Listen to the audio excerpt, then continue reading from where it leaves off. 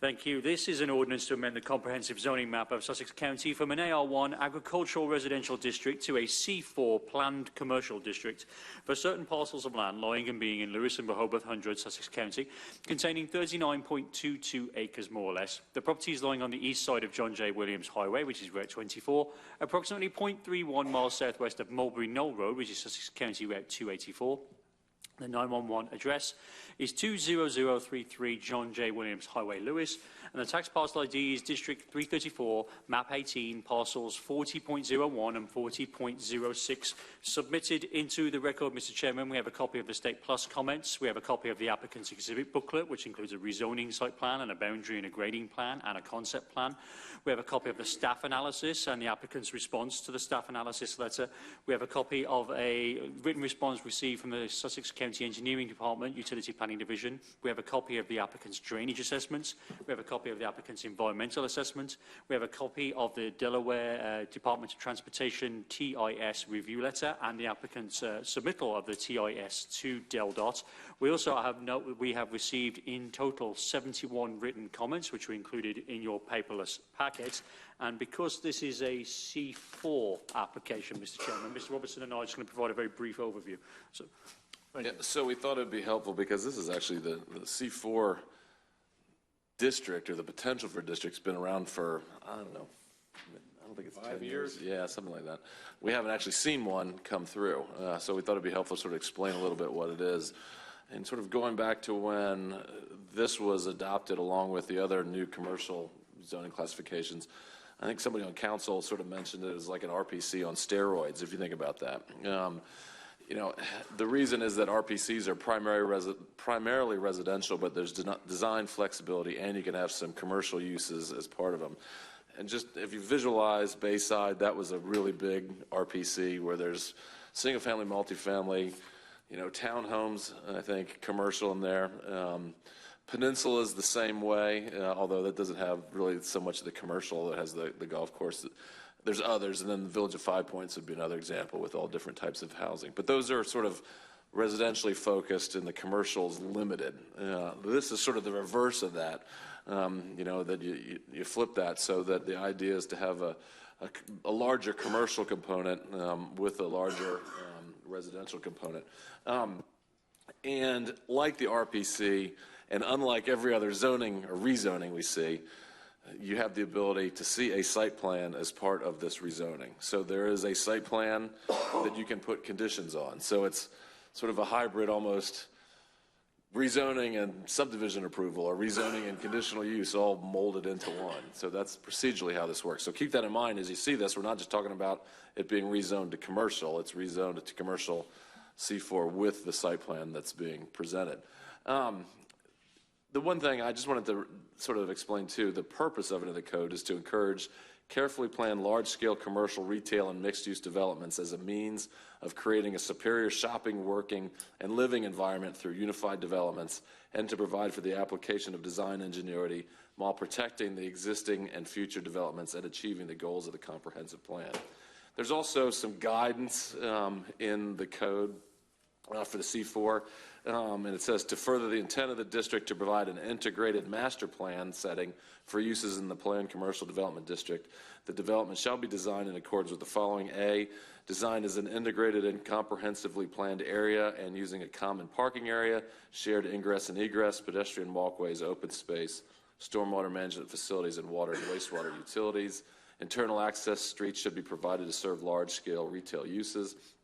Individual access points for individual uses onto an existing collector or arterial roadway should not be permitted.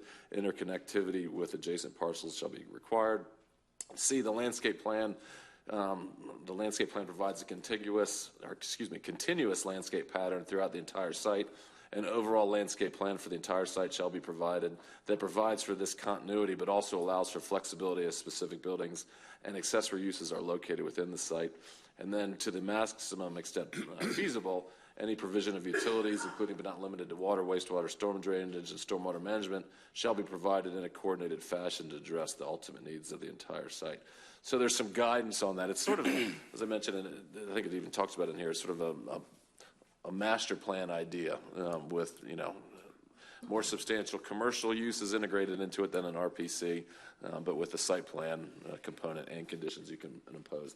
And there is a density calculation aspect to this with regard to the residential. So I'm going to ask, again, Mr. Whitehouse, so he can explain that, because I know he's been involved in conversations with this applicant. And so, again, since this is the first one, it sort of sets the tone for any that follow. Correct. And I can summarise this very quickly, Mr. Chairman. So we have met with the applicant, and one of the threshold questions for this C4 zoning district is the amount of multifamily duplexes and townhouses. There's a numerical limit in code for 40% of the site area. And just to run through the applicant's compliance with that, we met with the applicant. The site area is 39.22 acres. So therefore, per the 40% maximum, the maximum area of the site that can be covered in those multifamily duplexes and townhouses would be 15.68 acres of the site. The multifamily residential area actually takes up 14 acres of the site, which is less than that. It's 35% of the total area, and the remaining 65% of the site will be commercial or residential above commercial, i.e. mixed use. So within that 14 acres, there are 7 24-unit apartments, and I'm sure the applicant's going to show and speak to this in their presentation, in the multifamily area, which results in a total of 168 units on 14 acres, and that calculates to a density of exactly 12 dwelling units to the acre in that section of the site. But when you calculate the density of the projects of the whole, which is 334 units on 39.22 acres, the density is actually much lower because of the size of the site, and it translates to 8.51 dwelling units to the acre. I'm sure the applicant is going to speak to this in the presentation. So with that's the density calculation. We spoke to some of the sorry.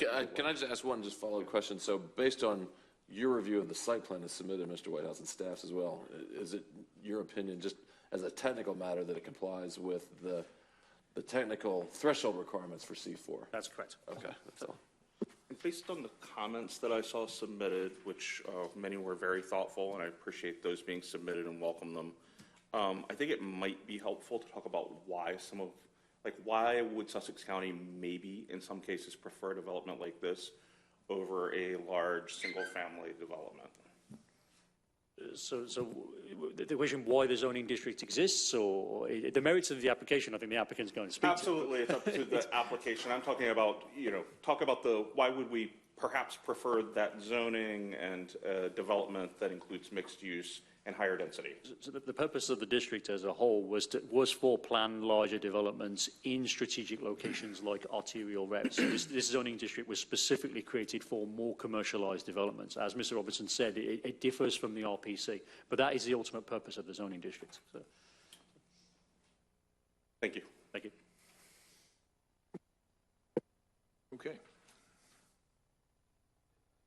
To ask, is there any questions about the explanation we just provided? Thank you for that information. Thanks. Okay. Yes, sir. Good evening. For the record, Mike Ryman with Becker Morgan Group, 309 South Governors Avenue. Appreciate the opportunity to be here this evening and present this application we are very excited about. I have with me from my team, Christopher Duke with Becker Morgan, who's our traffic engineer, Chad Carter, who is our landscape architect and land planner, and is also our legal counsel, Glenn Mendalis. I assume this. So Mr. Robertson completely stole my thunder of my first slide, but that's okay. We appreciate that. So I just want to say I wouldn't ordinarily, just for the commission's benefit, and I don't mean to suggest that I'm making the presentation. Again, it was solely because you all haven't seen this before. It's a new thing. So, yeah. It's all good. All good. As Mr. Robinson stated, though, the C4 Planned Commercial District, the purpose is right there, which is what he had already stated, so I'm not going to regurgitate that. I do want to point out that we did provide the materials that Mr. Whitehouse had suggested, which also include, in addition to those things, there's a required drainage assessment report, an environmental assessment report, public facilities evaluation, plus review and traffic study. So all of those are in your packet. In addition to some of the criteria in the C4 zoning district, there are a number of items that we're required to demonstrate that we meet, and we believe this presentation we're going to give you tonight is going to show that we meet each of those items. First is that the land area shall have access to an existing or planned arterial collector road. It does, in fact, have that. The site sits along Route 24, which is classified as an arterial road. Second, the land area shall be served by adequate existing or planned infrastructure. In this particular case, water, sewer, gas, electric all exist and are available in front of the property. There has been recently constructed a new school, new police station within a quarter-mile of the site. Route 24, which is within the Transportation Improvement District, the Henlopen TID, has seen numerous projects completed, and we'll go over those a little bit more in our presentation. Third, the minimum area is 3 acres. In this particular case, the site is 40 acres, so we meet that requirement. That the land does not need to be under single ownership, but assurances must be given that the project can be successfully implemented. In this particular case, the land is under single ownership, so that is not an issue. And as we just talked about, that the district may have a maximum of 40% developable area as duplexes, townhomes, and multifamily dwellings. This application represents a maximum of 35% multifamily dwellings, as Mr. Whitehouse has stated. And then lastly, that there are site plan review associated with the rezoning application, and we have in fact submitted a site plan review, which we will go through as part of this presentation. So just to get everybody oriented, the site is located there in yellow, and I don't know, this doesn't work on your screen, but that's okay. The site is located there in yellow, about 40 acres. You can see Route 24 there. The red circle represents approximately 2 miles. So you can see the new Troop 7 located off Mulberry Knoll Road there, recently completed. In addition, the Love Creek Elementary School at the corner of Mulberry Knoll Road and Route 24, and then also BB's new surgical hospital roughly a mile away on Route 24, and we are adjacent to the Beacon Middle School directly to our east. This just shows a little bit more of a close-up of the site there, highlighted in yellow. The site has some existing structures and ag-type structures on there. It's currently a horse farm.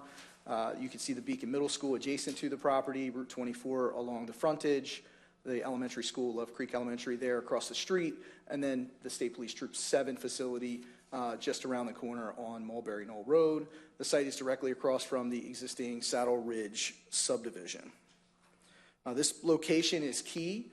It provides an opportunity, as you will see, with the commercial elements of this application, to provide opportunities for folks that live west of Route 1 to have some services and provide, get some coffee, go do some shopping without actually having to get out on Route 1. So it provides some services closer to residents that live in this area. The project is, and we'll talk a little bit more about traffic later, but the project is also located within the Henlopen TID. You can see the red dot there next to the location of the site. The Henlopen TID includes an area where growth is targeted and planned along with transportation infrastructure. There are over $321 million of transportation improvements in this area, some of which that have been completed, some of which that are planned. FY25 to FY30 includes about $30 million of improvements that are proposed. I know there's been a lot of discussion about state strategies and spending. We heard a little bit about that earlier. In this particular application, the site is located predominantly in level 2. The orange on the site represents level 2. The yellow represents level 3. That portion, that back corner portion of the site actually is mainly undeveloped. We didn't touch that portion of the site, and you'll see that in the presentation later. We have some resources and things there that we wanted to protect, but the majority of the site does lie within level 2. According to the Office of State Planning, level 2 reflects areas where growth is anticipated. The Office of State Planning, through the PLUS review, reviewed this application and had no objection to this application. We've heard a lot of discussion about not developing in level 4. That is not the case with this application. Existing land use, as you can see, there is some commercial directly across the street, and then we have some institutional uses associated with the 2 schools along Route 24 and Mulberry Knoll Road. This is really a perfect type of location for this application, giving the existing uses in the area. But what guides zoning is your 2018 comprehensive plan. In this case, this site is located within the coastal developing area. The coastal developing area in your comprehensive plan is seen as an area of growth and development.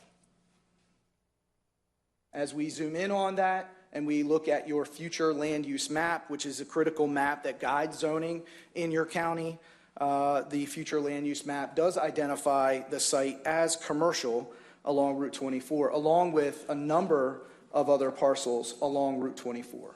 This makes a lot of sense given the growth in the area, that you'd want to have some commercial uses intermixed and along these arterial roads to help serve the residents, so that you don't concentrate all the commercial on Route 1 and everybody's got to funnel to Route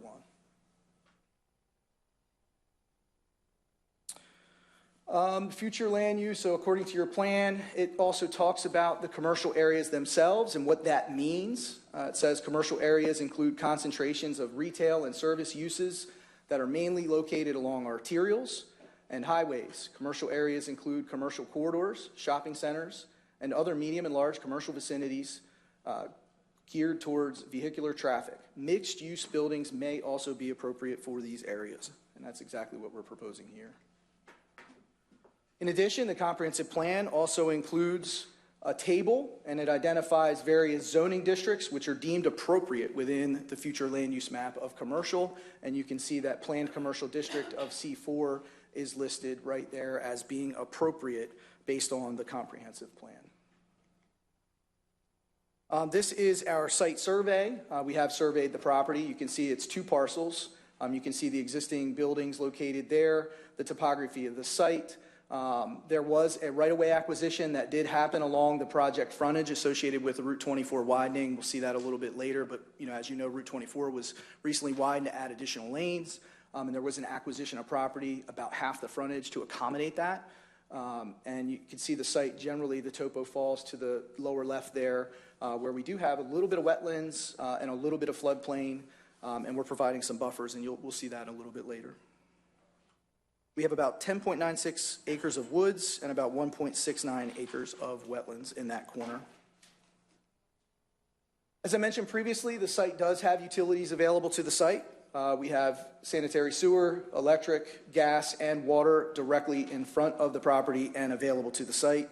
And we did receive an ability to serve letter from Tidewater, which is in your packet. Electric would be Delaware Electric Co-op in this case. So that brings us to the overall master plan. The overall master plan consists of 3 predominant areas. We have the multifamily area shown in the back here. I'm going to try to use this thing. I hope it works. A pointer. Help me out. Mouse. Arrow, right? The color It's pen? not working. That's okay. I can do without it.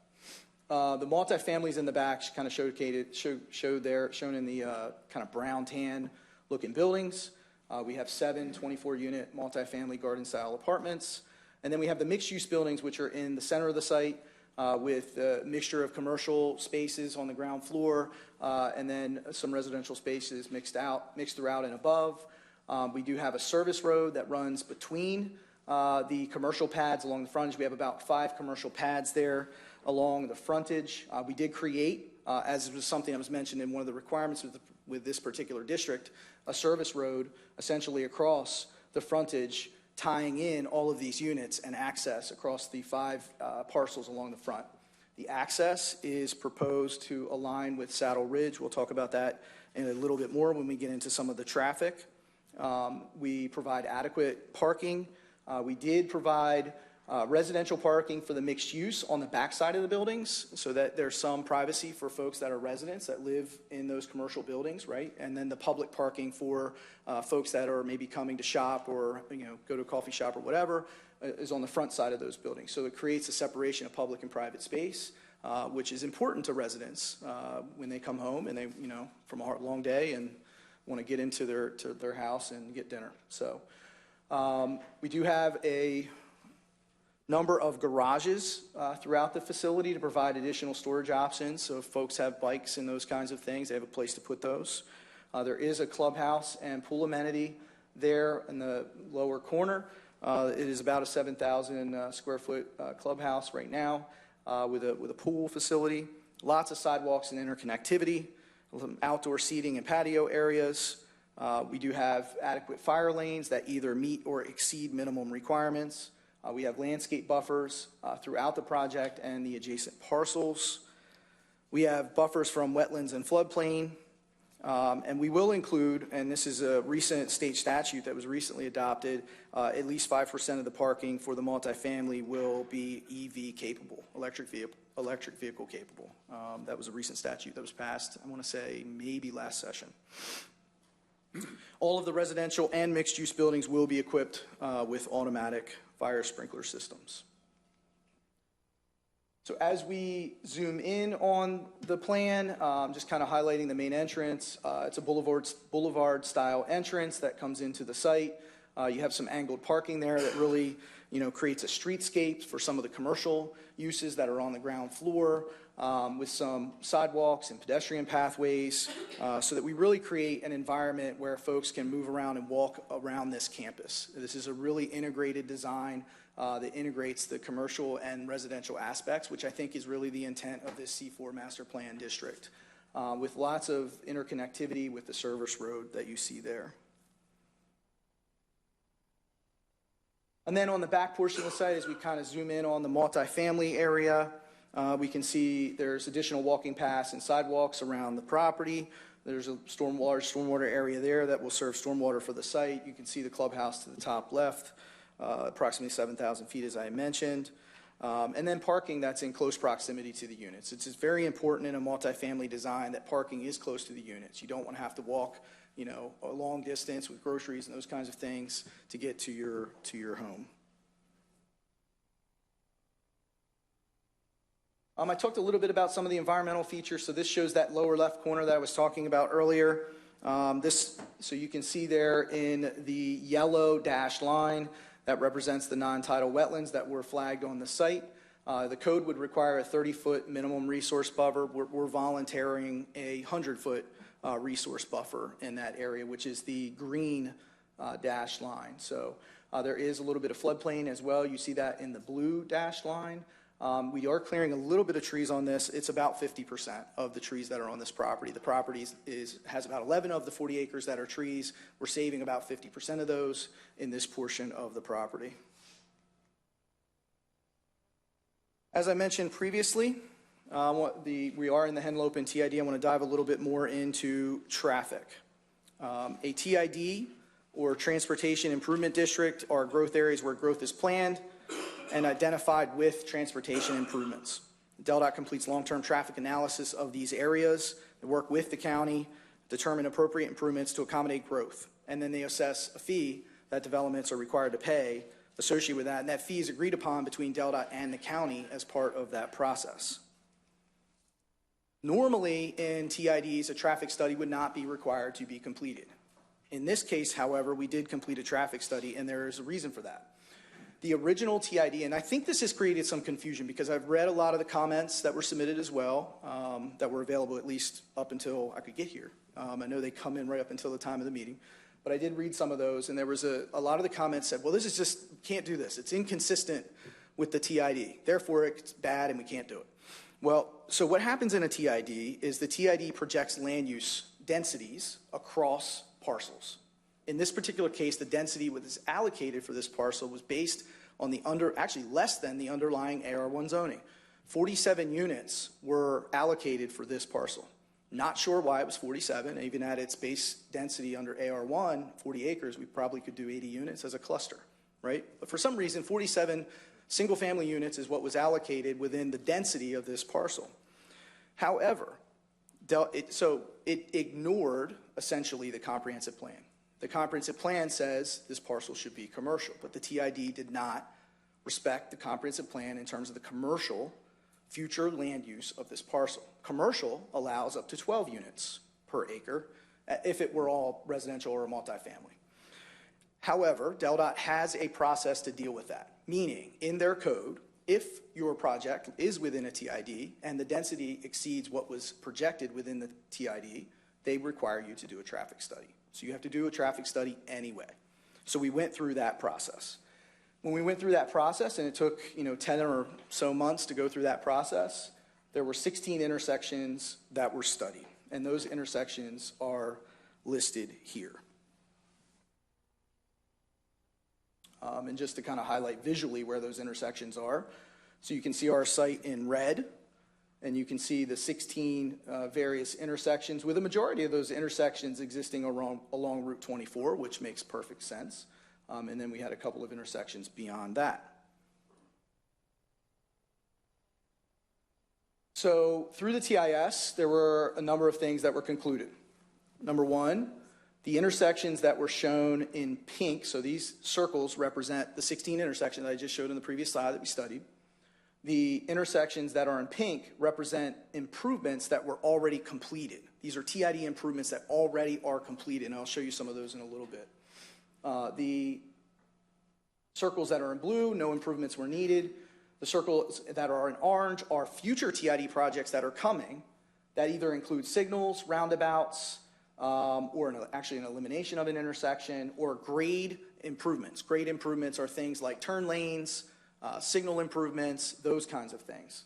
And in those, we're required to contribute to those projects. In addition to that, there is a requirement that we install a signal at our entrance. That would be installed by this project when this project moves forward. That is in the yellow circle shown as an S. So completing that process, so what DelDOT is attempting to do is determine that this project, although at a higher density than the original TID, the improvements that are planned in the TID can work with this project. That is what they are attempting to accomplish. That is what this study concluded. It concluded that this project, although at a higher density than what was proposed in the original TID, the improvements within the TID can accommodate this project. That was the conclusion. So they are requesting that this project pay into the TID fee. Based on the TIS, at the densities in the TIS, that fee is about $2.7 million. Interestingly, the 47 unit original inclusion would have only paid, I want to say, I have that number somewhere, about $280,000 into the TID.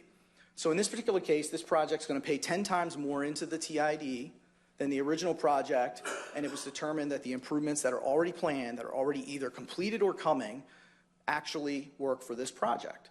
So this is going to see an increase in funding into the TID well beyond what was originally anticipated, which I think is a benefit to the TID and the success, the future success of the TID itself.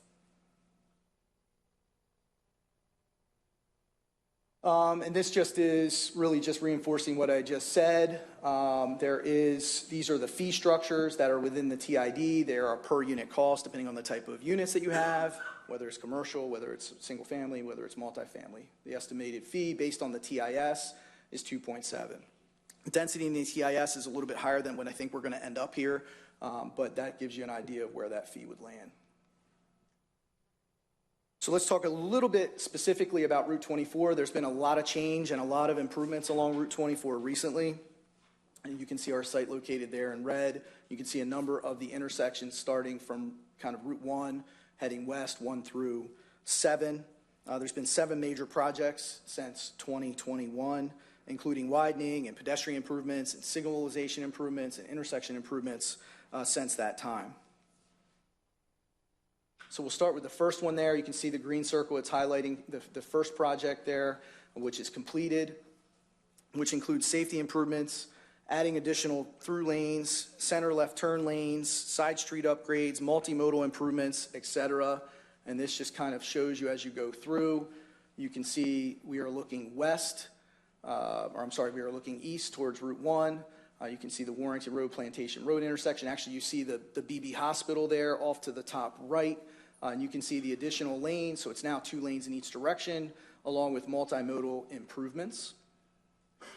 And then as we travel along, this is the intersection itself, Plantation Road, Warrington Road, along 24. You can see significant improvements there, additional through lanes, additional turn lanes, sidewalks, pedestrian improvements, signalization. Our site, if you look at the top, is where it says project location there, kind of pointing to the west. And then heading to the next one, Love Creek to Mulberry Knoll is another project that was completed. This is the intersection there. You can see the improvements recently completed. This is, again, 24 in Mulberry Knoll Road, additional turn lanes, bike lanes, sidewalks, pedestrian facilities, signalization, etc. This is actually our project site, is off to the right there, where it says project site. You can see the red building that is on our site. This is looking to the east, and you can see the widening that's taken place there. It goes to 4 lanes, kind of in the middle of our site there, and you can see the sidewalks and numerous pedestrian improvements along the way. Love Creek Elementary School there to the top left. Beacon Middle there, obviously to our direct west or east, and then the intersection of Warrington Plantation. Continuing along, number 3, another project that's completed. This is the intersection of Camp Arrowhead Road, Route 24, and Fairfield Road. Again, additional turn lanes there, widening, bike lanes, etc. Continuing along, this is the intersection of Robinsonville Road, Route 24, and Angola Road. Very recently completed. You can still see some of the cones and drums and things out there. But this includes widening, sidewalks, turn lanes in all directions, signalization, etc. And then our site directly. So right in front of our site, you can see the 4 lanes goes to the middle of the site. So what DelDOT is asking us to do is put an intersection in at our entrance directly across from Saddle Ridge. So it creates a 4-way intersection, as well as extend the 2 lanes to our westerly frontage limits. Is that the location, excuse me, is that where the location for the new traffic signal will be? Yes, at the entrance to Saddle Ridge. Thank Our you. entrance, DelDOT wanted it to align so that we could signalize it, which will make it a lot easier for everybody to get in and out of those access points on Route 24. In addition, it's worth pointing out that there are some future improvements planned along the remaining parts of Route 24. So this has been proposed for the 2025-2030 CTP, and you can see why DelDOT continuing the widening of Route 24 from Love Creek Bridge to Indian Mission Road, which would add 2 lanes in each direction. There's also some proposed improvements to portions of Route 9. You can see at the top of the page to add additional lanes there from Old Vine and Dairy Farm Road, and as well as some bike ped improvements. I do want to point out this project does sit along public transit. There is a DART line that runs along Route 24. We are committed to adding a DART bus stop, working with DelDOT to properly site the bus stop within our facility. But we would like to, we're happy to do that and happy to have the DART bus stop here. We think being connected to transit for these types of uses is just really smart and something that will enhance the community. As it relates to the architecture, this shows you, this is the mixed-use building. It's currently 4 stories. It is a coastal contemporary design, which is really a modern approach to coastal living that blends sleek, minimalist aesthetics with natural elements to create light, airy, and functional design. Quality materials throughout and varying elevation aesthetics to create a really quality-looking project. We will have some opportunities for outdoor spaces, some seating, some patio space, some bike racks, those kinds of things. We really want to create this as a space. This is a place. This is a place where people come and can, enjoy their morning coffee and read the newspaper as they start their day. And then this is a elevation of the garden-style apartments that are in the back, right? So we talked about the portion of the property that was in the back. These are those garden-style. These are 3 stories. And you can see very similar architectural design that really, speaks to the mixed-use buildings that are in the front. It is worth noting these are 4 stories. One thing to keep in mind that this project does have to comply with the 42-foot height limit that we do have. So while we would love the opportunity to say maybe add some of these elements like you see here on the roof, right? So we have some of those that really add some roof aesthetic. A little bit more difficult to do in 42 feet and try to get the density that you need in a mixed-use building. Mixed-use buildings inherently are very expensive to build. You've got floor-to-floor distances to deal with. You've got to really use concrete construction and those kinds of things to make it work. So this is a very, very expensive product to build, but we think would create a really nice addition to the community. Hopefully someday the county looks at that height requirement and maybe we can address that. But as it exists today, this is what we have. Did want to talk a little bit about affordable housing because we do want to include affordable housing as part of this project. I think it's important to note that this multifamily product itself inherently is delivering a product to the marketplace that is at a lesser cost, that is a more affordable product than, say, an $800,000 single-family home, on a 8,000 square foot lot, right? So this is certainly going to, in its very nature, provide opportunities for folks to have housing that does not necessarily exist today. And we think this is perfect in this location because you have the schools nearby. Teachers need a place to live, right? Especially young teachers out of school. They can live close to where they work, don't have to travel long distances. We have the surgical hospital down the road, healthcare professionals, techs, nurses, those kinds of things. And right around the corner, we have the state police as well. So all of these things really come together, and this really makes a lot of sense in this location. This is not an SCRP project. There was no expedited review here. This was filed a couple of years ago, to be clear.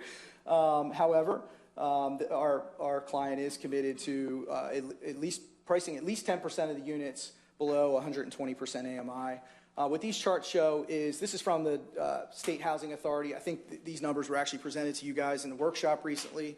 I know you've seen these numbers, and you can see there in Sussex County that 120% AMI to deem a house affordable is about a $2,136 a month housing cost.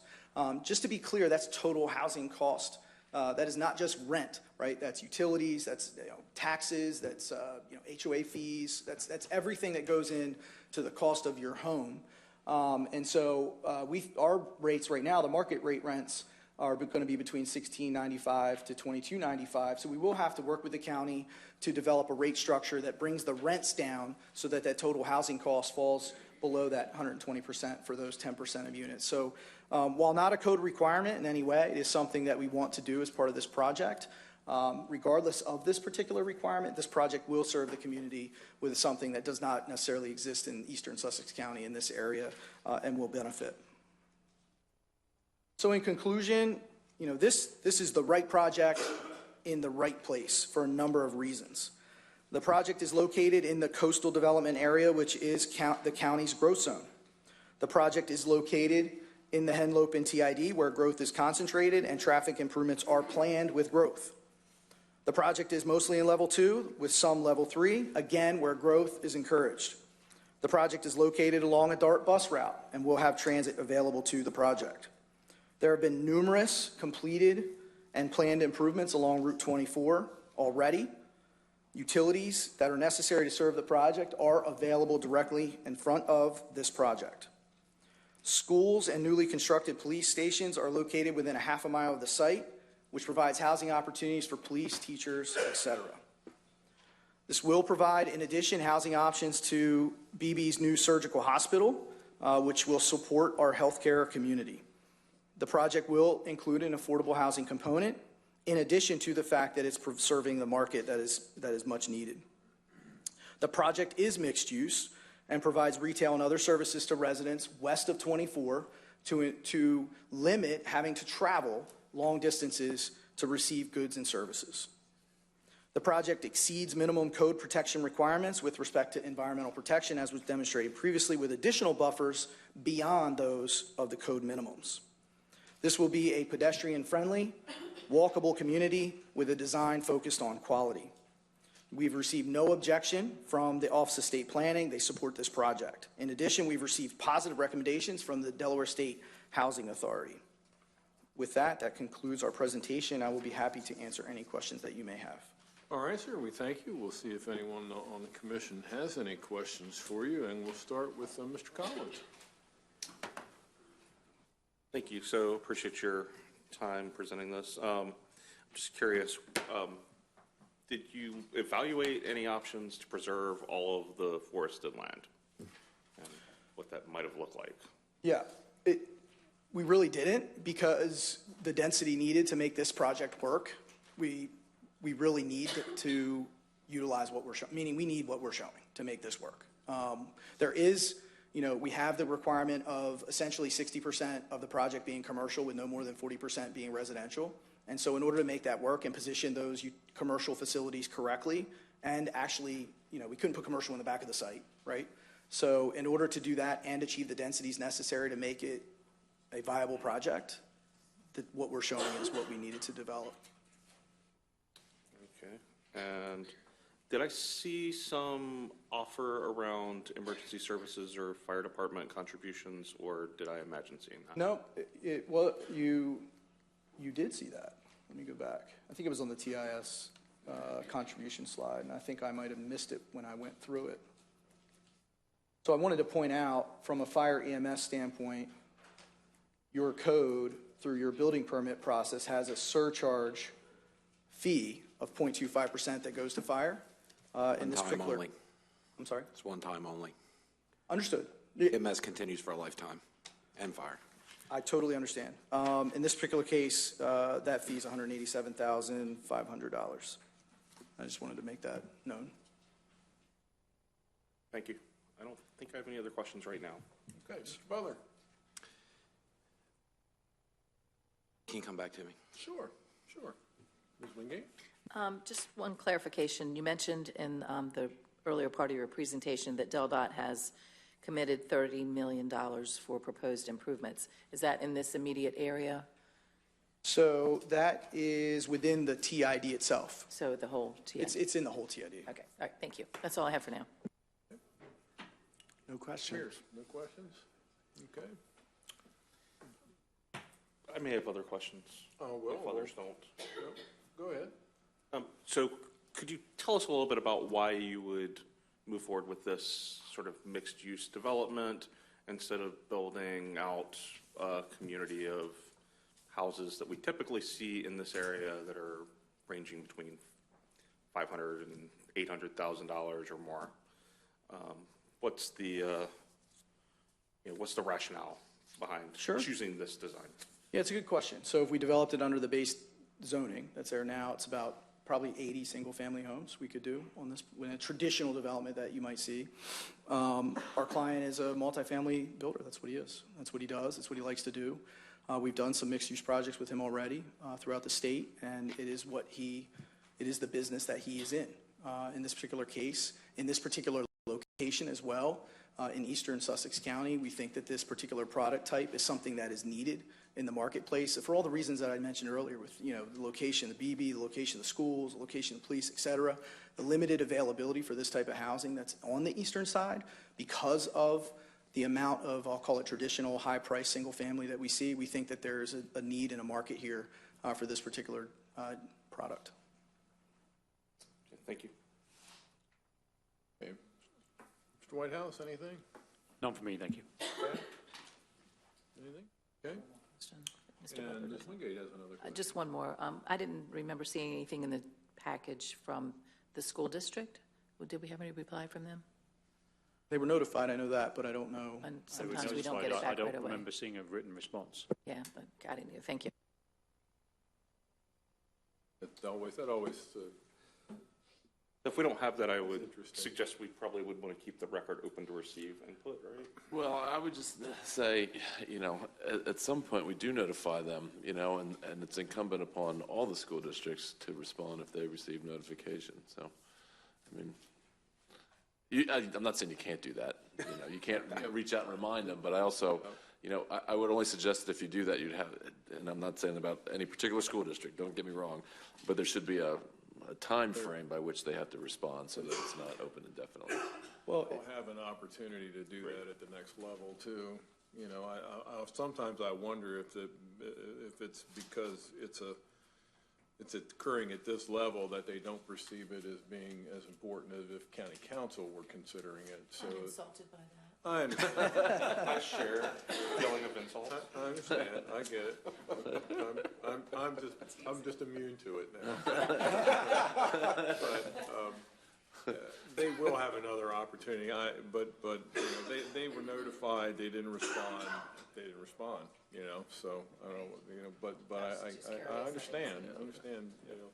Now, Mr. Butler, you asked for. Well, can I just add to that commentary on the schools before we do that? Is that okay? Yeah. So it is worth pointing out that as it relates to school-age kids for this type of product, the rate of kids, school-age kids in multifamily projects is less than in single-family single-family home, right? So folks that are living here, young professionals with small kids, not in school yet, folks that are maybe retired, looking for a less maintenance lifestyle, et cetera. So the impact I think that this project would have on the school district in terms of compared a multifamily unit compared directly to a single-family unit is going to be less.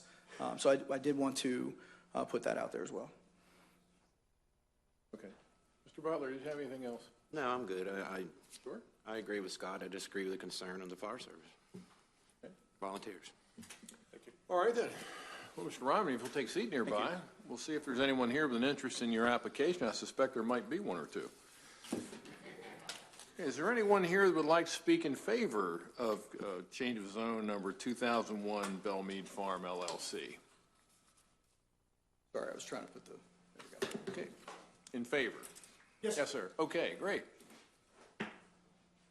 Good evening. I'm Dr. David Tam. I'm the president and CEO of BB Healthcare, which has been referred here. We do not do any business with the gentleman, with the applicant. But I thought it was important because, of course, last month I came to talk to the council about the issue of the moratorium. And if I didn't come talk today about why I am in support of this project, I would be disingenuous. So here's the reason why. I'm not necessarily pro-growth everywhere across Sussex County, having come from Orange County, California, and where that has been just rampant. My mission, much like yours, although I'm not an elected official, is to serve the people of Sussex County. It is not a tagline, or appointed, I apologize, right? I was going to say neither are we. Don't put me in that category. My mission at this point is to make sure that people who live in the Sussex County, which is the only place we do business, not Kent, not Wycomico, not Maryland or anything else, right, gets quality health care that they need. When I got here 5 years ago, we were already behind. Today, we still are behind, which some people would say, well, why are you behind growth if growth is one of the reasons why you continue to be behind? Well, I'll tell you why. In this case, I would like to propose to you that I am being surgical, although I'm a pediatrician, I'm not a surgeon, in this approach. To grow quality health care, I need to recruit physicians until we have our own medical school or until our residency programs expand to the point where we can sustain our own physician population. Now, the physicians, you might say, could live in the other houses, those $800,000 houses or whatever, in the community. But I don't know if you know this, that for every new physician, every new surgeon, endocrinologist, internal medicine doctor that I recruit to serve the people of Sussex County, there's an average of 6 technicians, 6 people that need to support that physician, OR technicians, technicians who work to clean the surgical devices, the instruments, the implants, people who work the front desk, who work the phones, who work the computers, who work the labs, all those people. And more, it's a challenge for me as the CEO of BB Healthcare to provide a high quality of life to those people. You can only say so much that you live close to the beach. But if you have to live way out in Dagsboro or Ellendale or someplace else, personally, I like living out there, or I would like it, to come to the hospital within 30 minutes to deliver life-saving care in an emergency. That's a struggle. And I have to tell you, that's why in this case, I came to speak in favor of this project. This is the kind of project that smart growth will help BB Healthcare. Because then nurses, students, pharmacy techs, lab techs, I don't know, he talks about the hospital, but you know we have almost 1,000 other kinds of physicians and technicians working at the Rehoboth campus. We provide cancer care. We provide immunotherapy. We provide chemotherapy infusions, radiation therapy, orthopedic surgery. All that requires those people, and even though I would love to pay them enough so they could buy one of those large homes, I can't. And in fact, many of those people actually like the idea of living in this kind of setting, where they can go home, close to home, be near a school, and maybe not necessarily go all the way down Route 1 to Rehoboth to get a pizza or something like that, but go to one of those stores or one of those shops. That's why, in this case, I would like to stand before you and say that I support this proposal. I, for one, can tell you that I don't want to be the guy that's rampant development across the board. But we've done the studies, and I will be coming back before you and others in the future to talk about what health care needs there are in the community. And, you know, we're also building a new Long Neck family practice residency clinic on Long Neck Road. It'll be open in 2 months. It'll grow family medicine residents. We've had 4 residents in the first-year class. 3 of them have already signed contracts to stay at Beebe and serve the people of Sussex County. That's what we're trying to do. Where will the nurses live? Where will the pharmacy techs live? Or even, at this point now, the junior resident who now just became a doctor, you know, a family practice doctor, but is not a surgeon that makes a certain amount of money. So with all due respect, and I know there are many people that I have great respect for who have concerns about development. In this case, I am here to ask for your support and give my support to this specific project as an indication of what we need to do to provide health care for the people of Sussex County. Thank you very much. Unless you have any questions. Thank you. I got one. Mr. Chairman, you mind if I say something? Sure. Dr. Tam, I've watched you through your career. We've met in different paths, and thank you for your dedication and growing the medical service the way you have. It's very nice to see. Well, if I could, thank you very much. And if I could just speak to that, it would be kind of easy to let somebody else come and run it. But you know what happens. Many of us have come from big cities, and the first thing that happens when a bigger health system comes is they take all the services out. That's what we're committed to not doing, to keep the services here. But it is a challenge. So thank you very much for that comment. Thank you. All right, sir. We Thank you, sir. Okay, is there anyone else who would like to speak in favor? All right. Is there anyone who'd like to speak in opposition? Who'd like to go first? Yes, ma'am, you right up front in the black sweater. Hello, my name is Judy Rose Seibert. I reside in Lewis. How do I, can you advance to my presentation, please? And then do I use this to advance the slides, or what do I do? I'll load it and then we'll be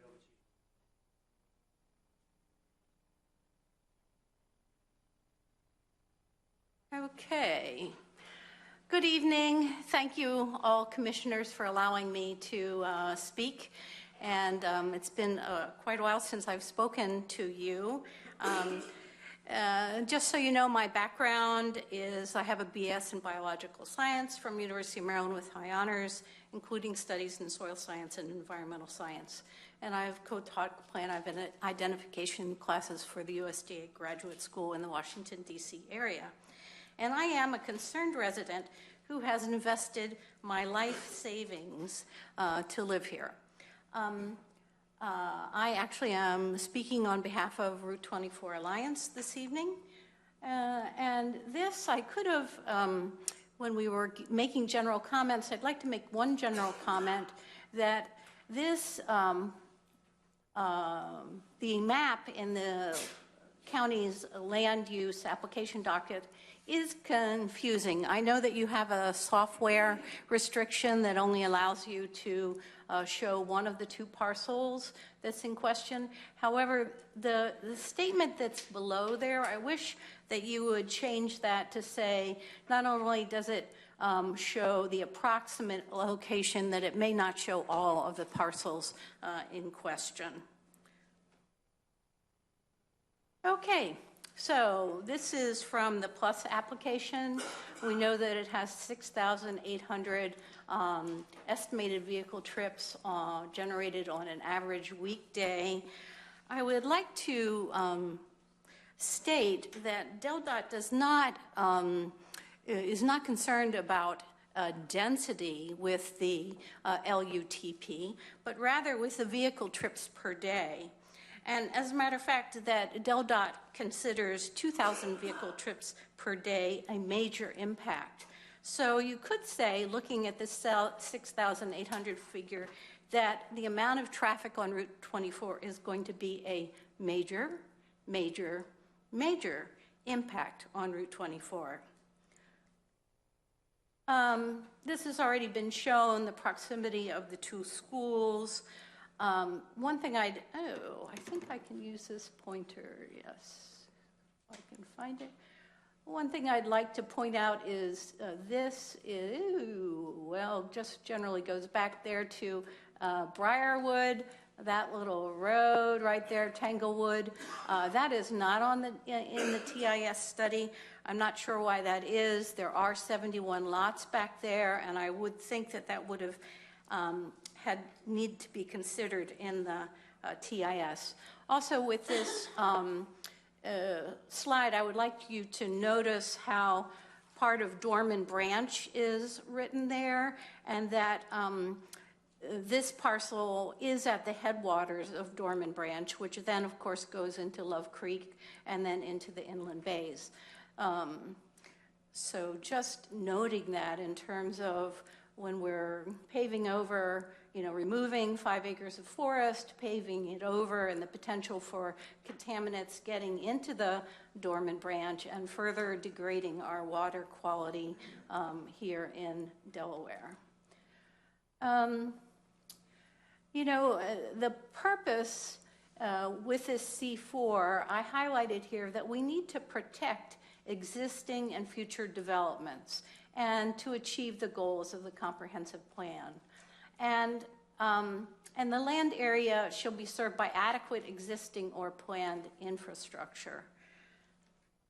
So I am sure most of you saw this article in the Cape Gazette, where the president of the Lewis Fire Department, the Lewis Fire Chief, and the Chief of Emergency Medical Services appealed to the County Council in a letter dated March 6th. I imagine you're familiar with it, where they warned that they are on the verge of having to halt EMS services due to demands and costs of protections of the mushrooming population here.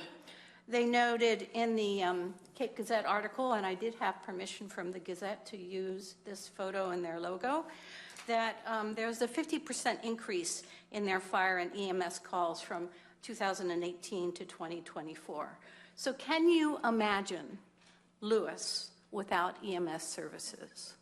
Can you imagine, the Rehoboth and other surrounding fire companies are also way overextended. Can you imagine if they would have to cover Lewis's calls? And I'd like to bring this one particular opposition letter to your attention, since so many of them popped up in the last few days. You may not have noted this comment from Audrey Noble, who's a past member of the Delaware State Board of Education, who states that this development would pose, I quote, an endangerment to the students who attend Beacon Middle School and Love Creek Elementary. And she continued to say, not only does the presence of a commercial area, but the traffic that it will create will exacerbate even further dangerous amount of traffic on Route 24. So again, we need to protect our existing infrastructure and our schools. So just the fact that this C4 is inconsistent with the land use and transportation plan should kind of send a little message that it really is inconsistent with the surrounding schools and suburban developments. Of course, they did go ahead and require a TIS to be done, traffic impact study. And one thing to note here is that the TID build-out year is 2045. And of course, the minimal acceptable level of service is D. Okay. Oh, so I thought it was interesting that McCormick Taylor included this in their TIS, that they did a crash analysis for a 3-year period, and that that they only considered 0.1 miles of the site access, from the site access. So actually it's 0.1 miles from Lexington Road to the southwest corner of the property. So that doesn't even go, you know, that 0.1 miles doesn't go, you know, even to the other end of the property, nor does it contain information about Route 24 accidents near the schools or in the Hart's Landing, Brookhammer, Briarwood areas.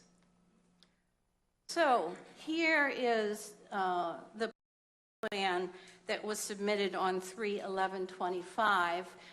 As noted at the very top of the screen there, it says that the developer agrees to do the road improvements recommended by the TIS. However, what it doesn't show on this site plan is what it would look like with those additional lanes. It's supposed to have two more, another through lane each way west of their main entrance. And that road increase is only for a very short distance. It's 0.1 miles from Lexington to the southwest corner of their property. Let's see. Oh, I'd also like to point out on this preliminary site plan that I understand that C4 doesn't require any perimeter buffers, but if you look at that parking along the edge of, Belle Mead School, there is on the right, and if you, use the scale, there's only 15 feet between the edge of the pavement to the end of the property. And likewise, on the southern border of the property, the pavement comes very close to 15 feet against the property owners, and there's a very nice property. This part here is farming. This is a very nice home, and then this over here is also farming. And since this is a CZ, and since it's not consistent with the LUP for the Henlopen TID, I would ask that should P&Z recommend it and then it be approved by the county council, that conditions for buffers be stipulated. There are a total of 334 units, 166 being in the mixed commercial, residential, and I think 166 in mixed commercial and residential, and then the back part of the property, 168 units. Okay, this is the phasing that was required by Planning and Zoning in their letter dated March 7th to the applicant. It's interesting that the entrance is not included in phase one. And again, the widening of the road is not shown on this preliminary site plan, and it could affect the building setbacks. So I would really ask that you ask for a site plan that shows the width of the road with the DelDOT setbacks. Here I just pulled those from this is from the Plus review, that there are DelDOT setbacks required, one from the center of Route 24 being 50 feet, and then an additional 15-foot wide permanent easement on either side of the road. Okay. This is also from the TIS. It's the level of service, this is the level of service deficiencies that I've highlighted here. This is a complicated part of the area because the Route 24 was 2 lanes going in the CTP that was currently completed. west of Love Creek Elementary, there's 2 lanes in each direction. But right as you get to Lexington Avenue, it goes back to 1 lane in each direction. And it will not be, well, it must become 2 lanes along the frontage of the property. But this intersection, Spencer Lane, Williams Way, which is Hart's Landing and Bookhammer, will not be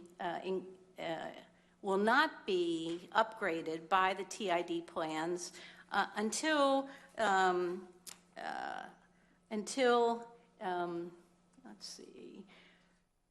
the TID proposes to widen the lanes in accordance with when Love Creek Bridge is widened.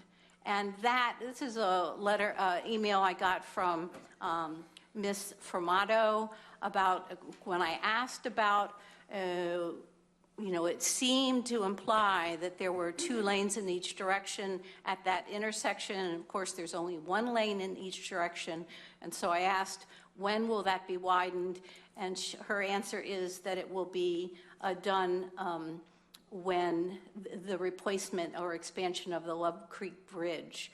And that's expected to be needed by 2030.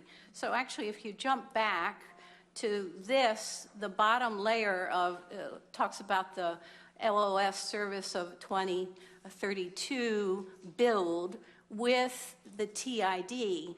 So in 2032, that will be built out could be built out with the C4, but Love Creek and the widening of the road might not be completed until 2040 or later.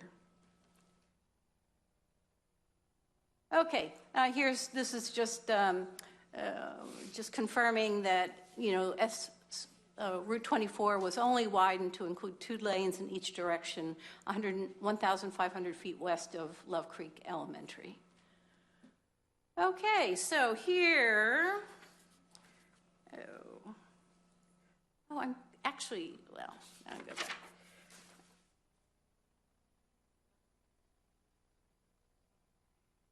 So, in committed developments considered, there is a discrepancy here in number 11, Brentwood. At one point, they did think it would be 198. However, the final number for Brentwood is 304. Some committed developments that were not considered in the TIS also includes the residences at Rehoboth Bay, which is 180 units, and those are not yet fully occupied, and Seaglass, which enters 24 via BB Road, and that's 224 apartments. And I don't know, there may have been others missed. Okay, this is a picture I took. Westbound traffic on Route 24, taken on March 4th, 3:15. So as you can see, even after the current completion of the CTP to do road improvements along Route 24, there is, this is more than a mile back up to the Love Creek Bridge that's currently existing, not in the summertime. This is in March, before spring break. Intersections examined. Why is the intersection with Tanglewood Drive not included? There are 71 lots there. I would think it would warrant inclusion in the TIS. And also Old Salt Lane, which is where the residences at Rehoboth Bay is located. And that is 180 units. So I'm not sure why those were not included in as the intersections examined. Evacuation. Okay. Well, I would like to, if I needed to evacuate, to be able to go west on 24 and get across Love Creek. But I had written to Sarah Coakley about the TID, and here in her letter she also says that its dualization of the bridge is not anticipated until 2040. However, if other things are approved, that date, could be bumped up. But I would ask, that if this were approved, that there be some concurrency be made with DelDOT so that the build-out is concurrent with the build-out of the bridge, because this C4 is 1 mile from Love Creek Bridge, and that people are going to be coming from the south, particularly if they have some really nice commercial areas there. Also, I think that it was mentioned that the SR improvements from Love Creek Bridge to Indian Mission Road was going to be earlier, but they are in fiscal year 28 and 29, according to Sarah Coakley. Okay, finally, the environmental part. This is an image from the Plus application, just showing the amount of the parcel that's in mature woods. This is mature woods, I just listed here the DNREC review of the application, that this is a key wildlife habitat in the Delaware Wildlife Action Plan, and how detrimental it would be to the Delaware ecological network if part of this is removed. And again, there are, I know at Belterre that if their stormwater management ponds overflow, they go into one of the ponds there. I'm sure if the stormwater management pond overflows here, it's going to go into Dorman Branch, down Love Creek, and to the inland bays. Oh, well, there it just shows you Love Creek as it's widening out into the Rehoboth Bay. And I know that you all recently had a meeting with David Edgell, and I just like this quote, that Sussex growth, as we have been doing it, is unsustainable.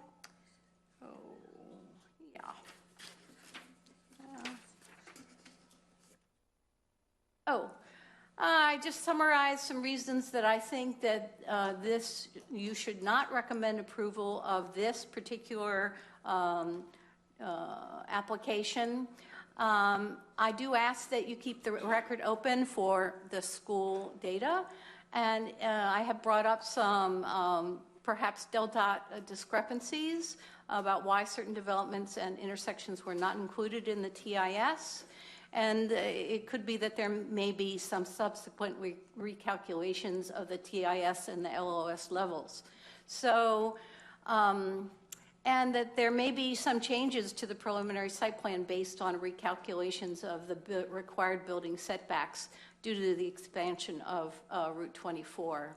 And then after that period of, if you keep the record open for that period of comment, that the record be further kept open for the public to comment to any changes submitted to the record. Another CT4 plan could be submitted that would not exceed the LUTP for the Henlopen TID, and which could retain all 10 acres of forest.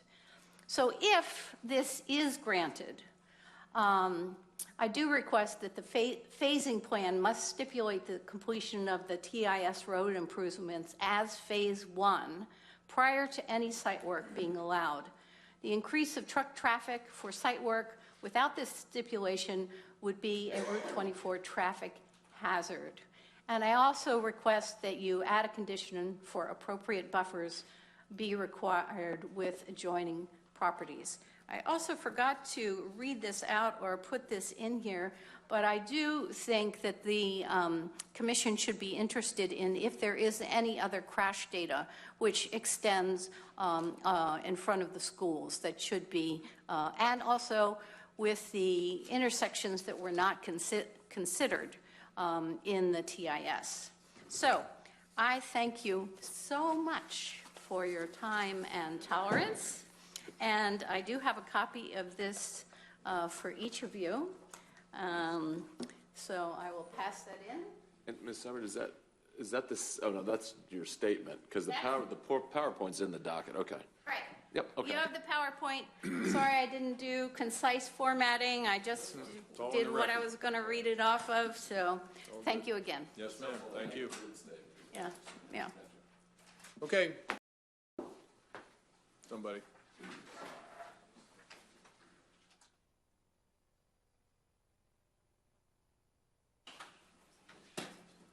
Good evening, members of the Planning Commission, and thank you for taking my comments. My name is Steve Kitka, and I have been a permanent resident of Sussex County in the Saddle Ridge development for approximately 6 years. During this time, I have witnessed what I believe is unfettered development of eastern Sussex County. This development is destroying our way of life and impacting our environment. As a consequence, I can't in good conscience support the proposed Belle Mead development. Please be advised that I object to the development and the proposed zoning change on the following grounds. Traffic. The proposed development will increase Route 24 traffic by 6,800 vehicles a day. This is a 33% increase of what we have currently. And if the Atlantic Fields development goes in, Route 24 traffic will be doubled. This will exacerbate what I believe at times an already unsafe situation by increasing vehicular accidents, decreasing pedestrian safety, and negatively impacting EMS response times. This will especially be true when the Cape Henlopen School District is in session due to the 2 schools that are in close proximity. I want to point out that this past Monday evening, sometime after 4 p.m., 2 days ago, there was an automobile accident directly in front of the Saddle Ridge entrance. So you can update your crash data today.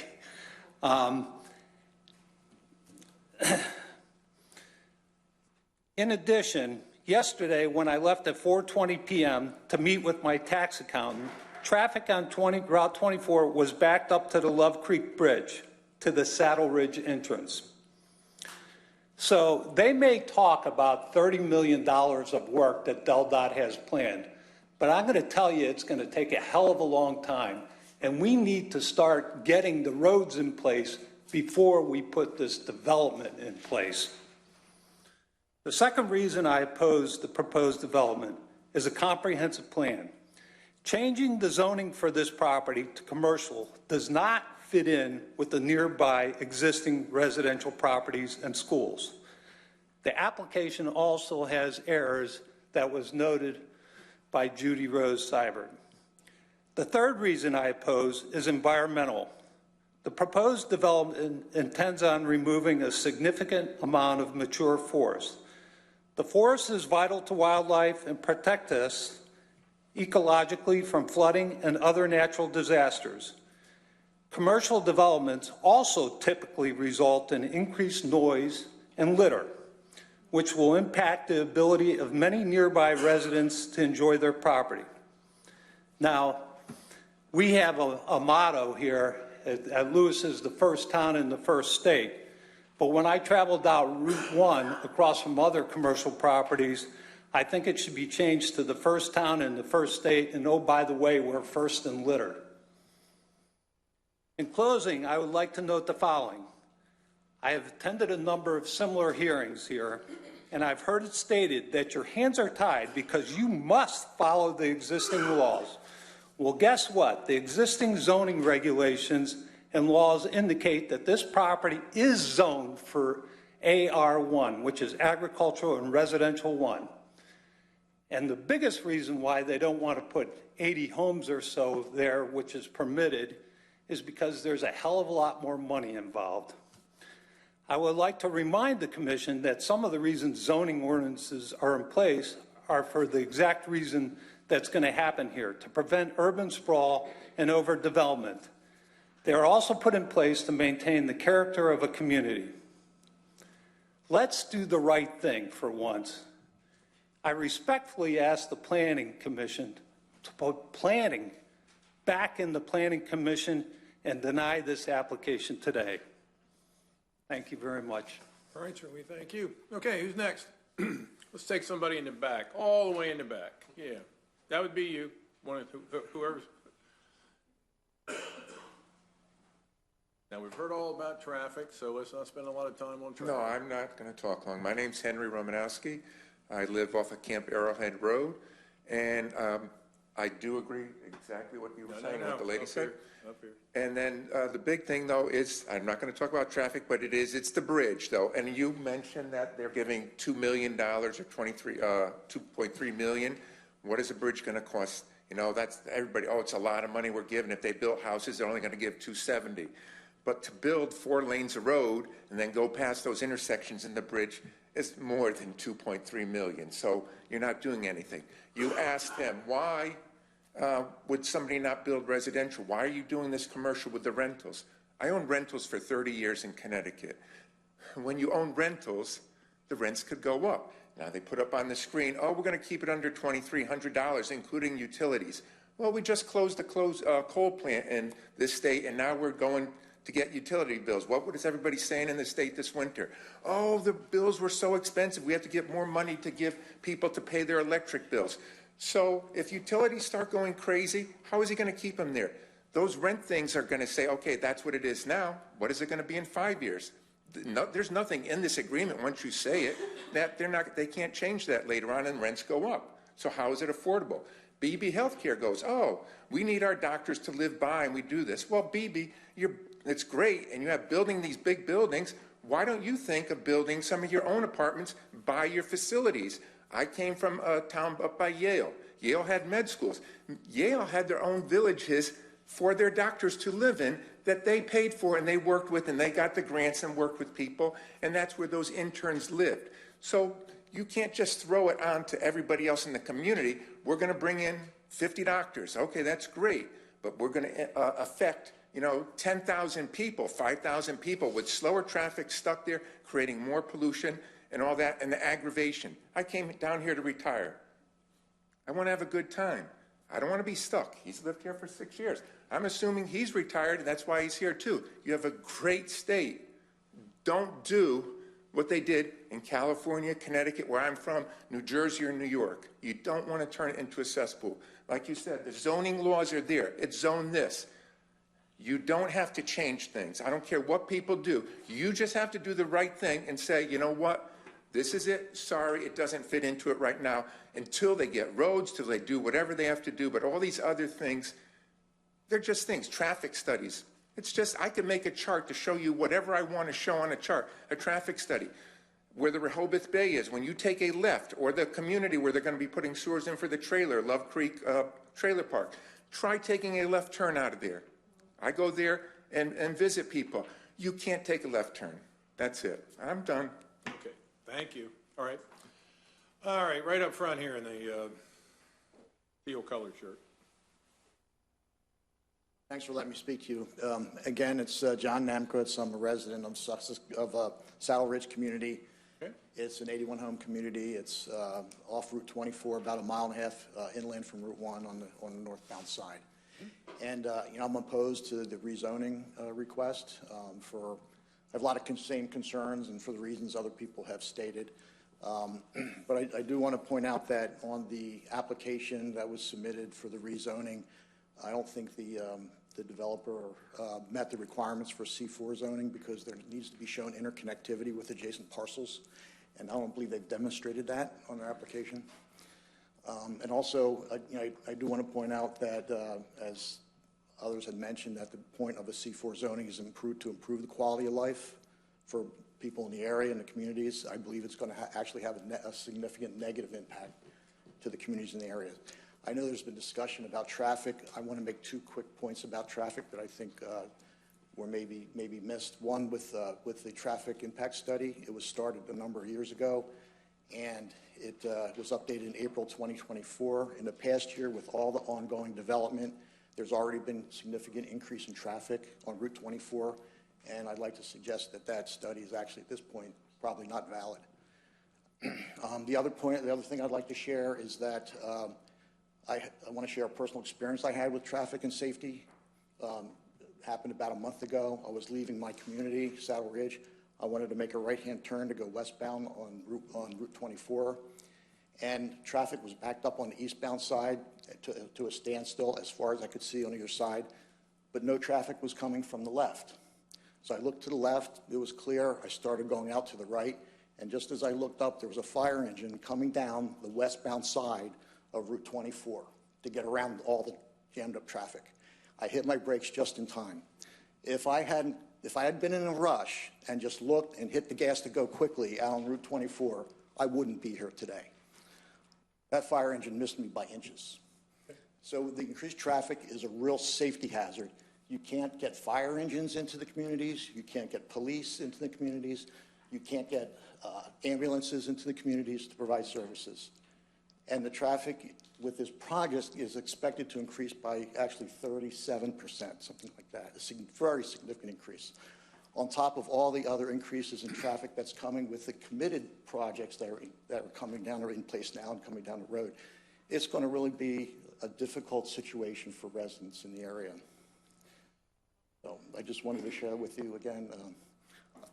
I think that the final comment I wanted to make is that, again, this is the wrong location for a commercial property. I think there does need to be some low-cost housing to accommodate people in the area. This is not the right way to do it. The commercial property part of this is located in the wrong place. It's too close to schools, to surrounding residential areas. It needs to be out west further, where there is already some further commercial development, not in this particular location. I think it's just going to create a lot of problems for the residents in the area. Okay. All right, sir. Thank you. Thank you. Okay, right up front here. Then the guy behind you will be next. Good evening. Getting close to my bedtime here. My name's Neil Trugman. I'm the lone resident here from Briarwood, the forgotten colony that's been around since the early 90s, the one that's on Tanglewood Road Drive that pulls out there, takes you at least 15 to 20 minutes. I'm not going to talk, Mr. Chairman, about too much of the traffic, but I will mention the road that they did on 24, the improvements, we welcomed it. I was told 15 years ago that this was a 10-year project. I've been a resident since 2002. My background is law enforcement. I spent over 4 decades in law enforcement with the D.C. Police Department, the Capitol Police.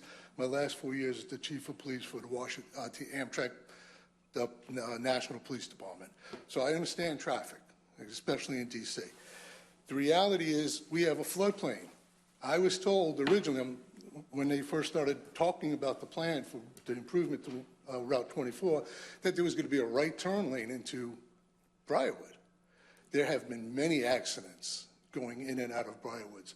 Before the construction, I remember there were 4 crosses from Mulberry to the bridge of people who were killed on Route 24. Okay? When I looked and I said, well, how come we're not going to have a right turn lane? I watched every moment. They said, well, we can't because of the floodplain now. We're going to give you a bicycle lane.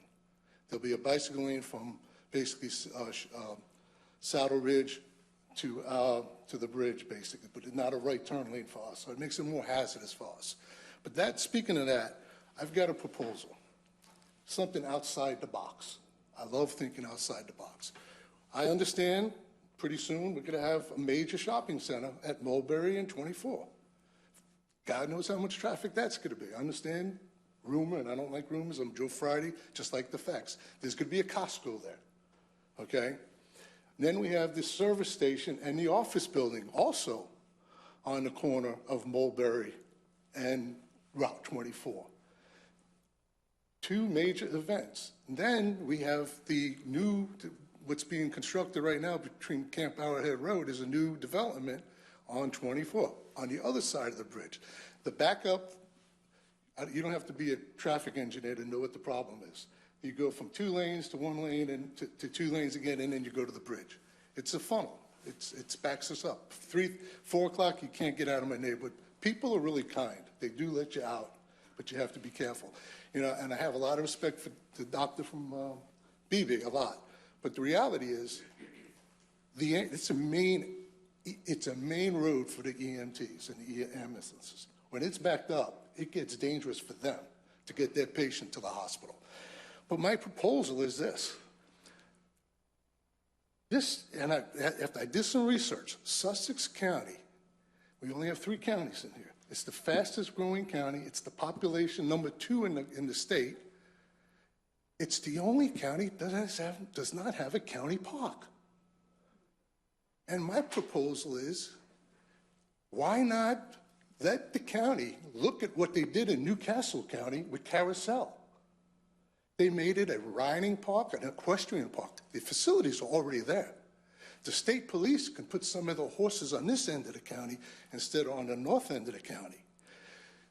With the 2 schools there, you could have nature trails. Just in the past few months, I've seen 2 deer get struck on 24. I had over 12 deer in my empty lot next door to my house in Briarwood just last week. They don't know where to go. We have nests of eagles now. It's beautiful. I sit in my chair and I watch 2 eagles because when Belle was built, they were at the Dorman farm. So they moved over to us. The wildlife is running out of places to go to. But I keep thinking, you know what? I did the research and I'm thinking like a cop, wait a minute, can I be wrong? Sussex County does not have a county park? What a great shot in the arm for the community.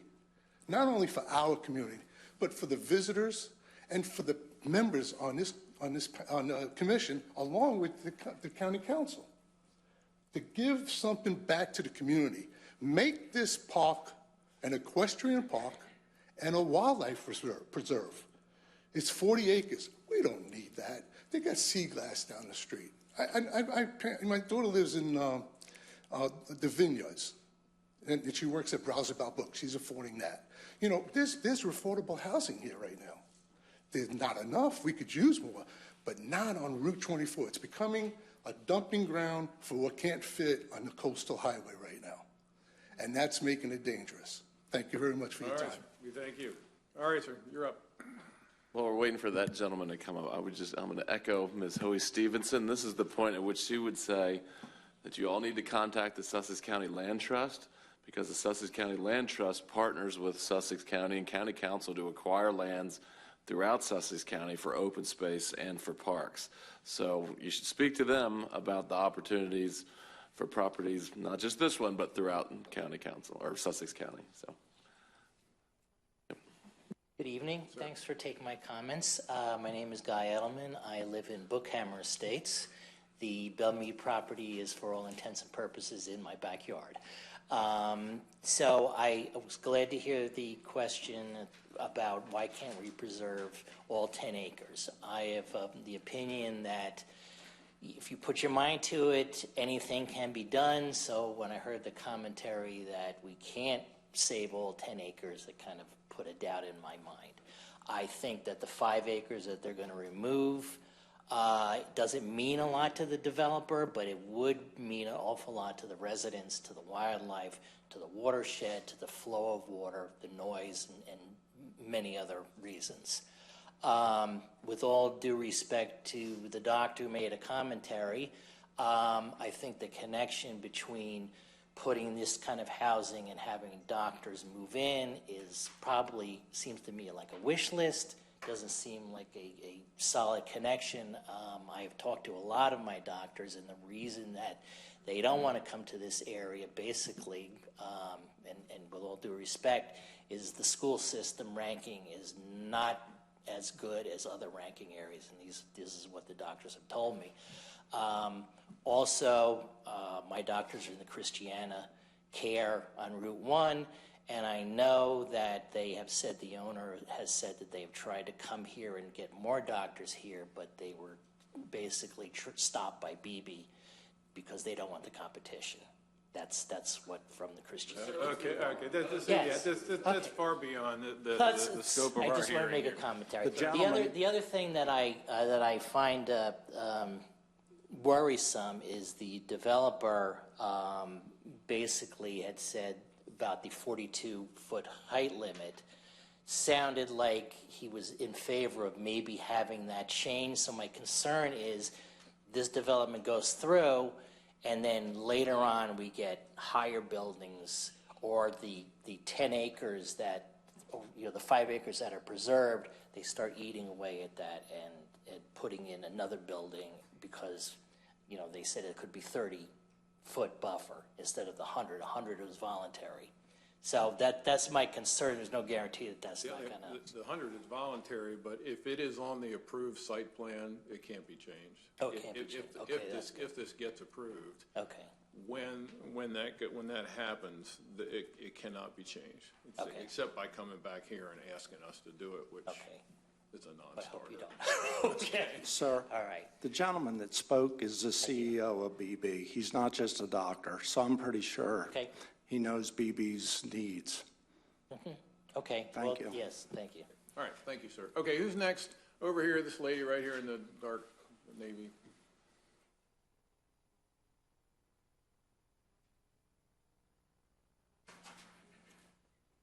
Good evening. Okay, now we've heard enough about traffic, okay? I understand. Say it in one word, traffic, duly noted. There we go. What else I you got? appreciate that. And for the record, I was a little bit late because I was on 24 in that traffic. There you go. So you understand personally. Actually, my presentation isn't as technical as everybody else. It's more personal and from my heart. My name is Christy Singer. And my husband is also with me, Greg Singer. We were actually invited to this meeting, received the card to come here, as I own the property at 34141 Greener Trail Lane, which is the property that butts up directly behind the development that's being proposed. It did show up on the plans. Yes, you can see it. There's a little red roof, I think, on the west side of that. Upon reviewing the future plans of Capano Management Company to convert this property into apartment buildings really gave me grave concerns, and it made it imperative for me to come here today rather than just writing a note. I'm going to discuss just 4 of our major concerns regarding the Mead Farm property going into commercial use. And if the board does end up approving this amendment, I feel that I would at least have the right to know how these concerns are going to be mitigated. What are they going to do about it? First concern I have is about the water pollution and water runoff concerns. When DelDOT expanded Highway 24, the expansion project plan shows Mead Farm as a horse farm on all of their diagrams, not as a commercial property. And that's important because the potential of the commercial space does not appear to be allowing for the additional water runoff onto Route 24 or even onto the neighboring properties. What you don't see on the commercial plans is bordering Mead Farm, where they plan their parking lot, is land which slants down towards my property. This acreage behind my home is designated as wetlands and currently drops into a small creek that flows into Dorman Creek. Someone mentioned about the environmental concern that it goes through Dorman Creek to Love Creek, and that's exactly correct. That's what happens. It should be noted that there is a pipe flowing under Route 24, and it's actually on the Saddle Ridge property development. And that pipe comes across and enters onto my property to manage the current water, the overflow water issues. Since the development of Saddle Ridge housing on Route 24, our land, which I own 3 acres there, our land has become soggier, the water is ponding, and trees are starting to fall. This property has been in our family since the 1980s, and these conditions did not previously exist. In fact, we owned that land before they were even designated as wetlands. The rezoning and redevelopment of Mead Farm's 39-plus acres to commercial property will certainly increase the water issues onto my property. Additional water issues with making a farm into a parking lot includes, and I'm sure you all know this, no longer having rainfall being absorbed into the ground, but instead increasing higher volumes of runoff. It'll overwhelm the current draining systems, increasing risks of erosion and flooding the nearby neighbors, as well as no longer having water soaking into the ground to replenish groundwater and or for supporting plant life. The reduction of the groundwater can lead to lower water tables, potentially impacting our wells. Not all of us are on public water and sewer. I have a well, as well as the other people on Greener Trail Lane. They all have wells. And is no longer having relatively clean water flowing from Belle Mead, but rather it will be parking lot runoff, which will be carrying pollutants such as oil, grease, and other chemicals, contaminating the waterways and harming the aquatic life that lives and surrounding in through Love Creek. I had number 2 is traffic, so I will skip the traffic since you've heard that, enough of that. Other than I would just comment that we really don't want 24 to look like Route 1, and that's where it's going. I know you talked about being late today. I have sat on that traffic, which it's 2 miles from Greener Lane Trail to Route 1, and it's already taken me 25 minutes just to reach Route 1. So it's been addressed. I'm wondering too, if there was even any determination somewhere, if there is even a need for more apartments or businesses in this area due to the Mulberry Knoll development being approved. And that's just a half a mile down the road. So numerous apartment buildings were built on Love Creek, and that just recently happened, and numerous more were built 2 miles down the road beside the BB Surgical Hospital, along with the recent approvals for plans on Route 9, which has over 8 housing units and 94 more apartment units coming through. So at this juncture, where I'm located, I'm at least fortunate that there's a single business on the other side of me that they don't disrupt the neighbors. It's one business, it's a glass blowing company, but I'm wondering what's going to protect us as homeowners from keeping them to also wanting to build an apartment complex like this on the other side of us because it's zoned commercial. Other than the existing traffic noise, this area is considerably quiet right now. Turning Belle Mead Farm into commercial property with apartments will surely bring much noise created by copious people living in close vicinity to us. And let me mention a few. Blaring music, car doors slamming, alarms ringing, loud trucks in parking lots, noisy conversations in open areas, rowdy playing in the swimming pools, booming garbage trucks collecting trash, ongoing running of generators and air conditioning units, to just name a few. Which brings me to my next concern, which is number 3, light pollution. Without a doubt, light pollution will impact surrounding homeowners with the need of apartments having to have, and the commercial buildings, having to have lighting in parking lots and around their buildings. Where we could actually see the stars right now from our back porch, the visibility will be significantly reduced. Where we could enjoy peace in the evenings and listen to animals at dusk, lights will be shining through the wooded areas. And we all know that the lights being on all hours of the night, it does have a drastic impact on disrupting natural behaviors of humans, animals, and even plants. By the way, I didn't see any tree preservation on their plans. Instead, they're taking away several acres for the recreational area. This area is a neighborhood and should not become a Vegas Strip. We don't want to live in the city lights. And 4, I'll just call this one safety pollution. Currently, the Belle Mead Farm being zoned agriculture, trespassing rarely occurs on our property that borders the farm. A commercial property, especially that is potentially being turned into apartment living, will bring much temptation to enter onto our neighboring properties. There's no borders. Our properties then have the potential of becoming dumping grounds for trash, hiding areas for illegal activities, a playground for kids to get injured, a place for arson or campfires, and vandalism or theft occurring to our own homes. Believe me, no trespassing signs do not work. The Belle Mead Farm is a unique setting.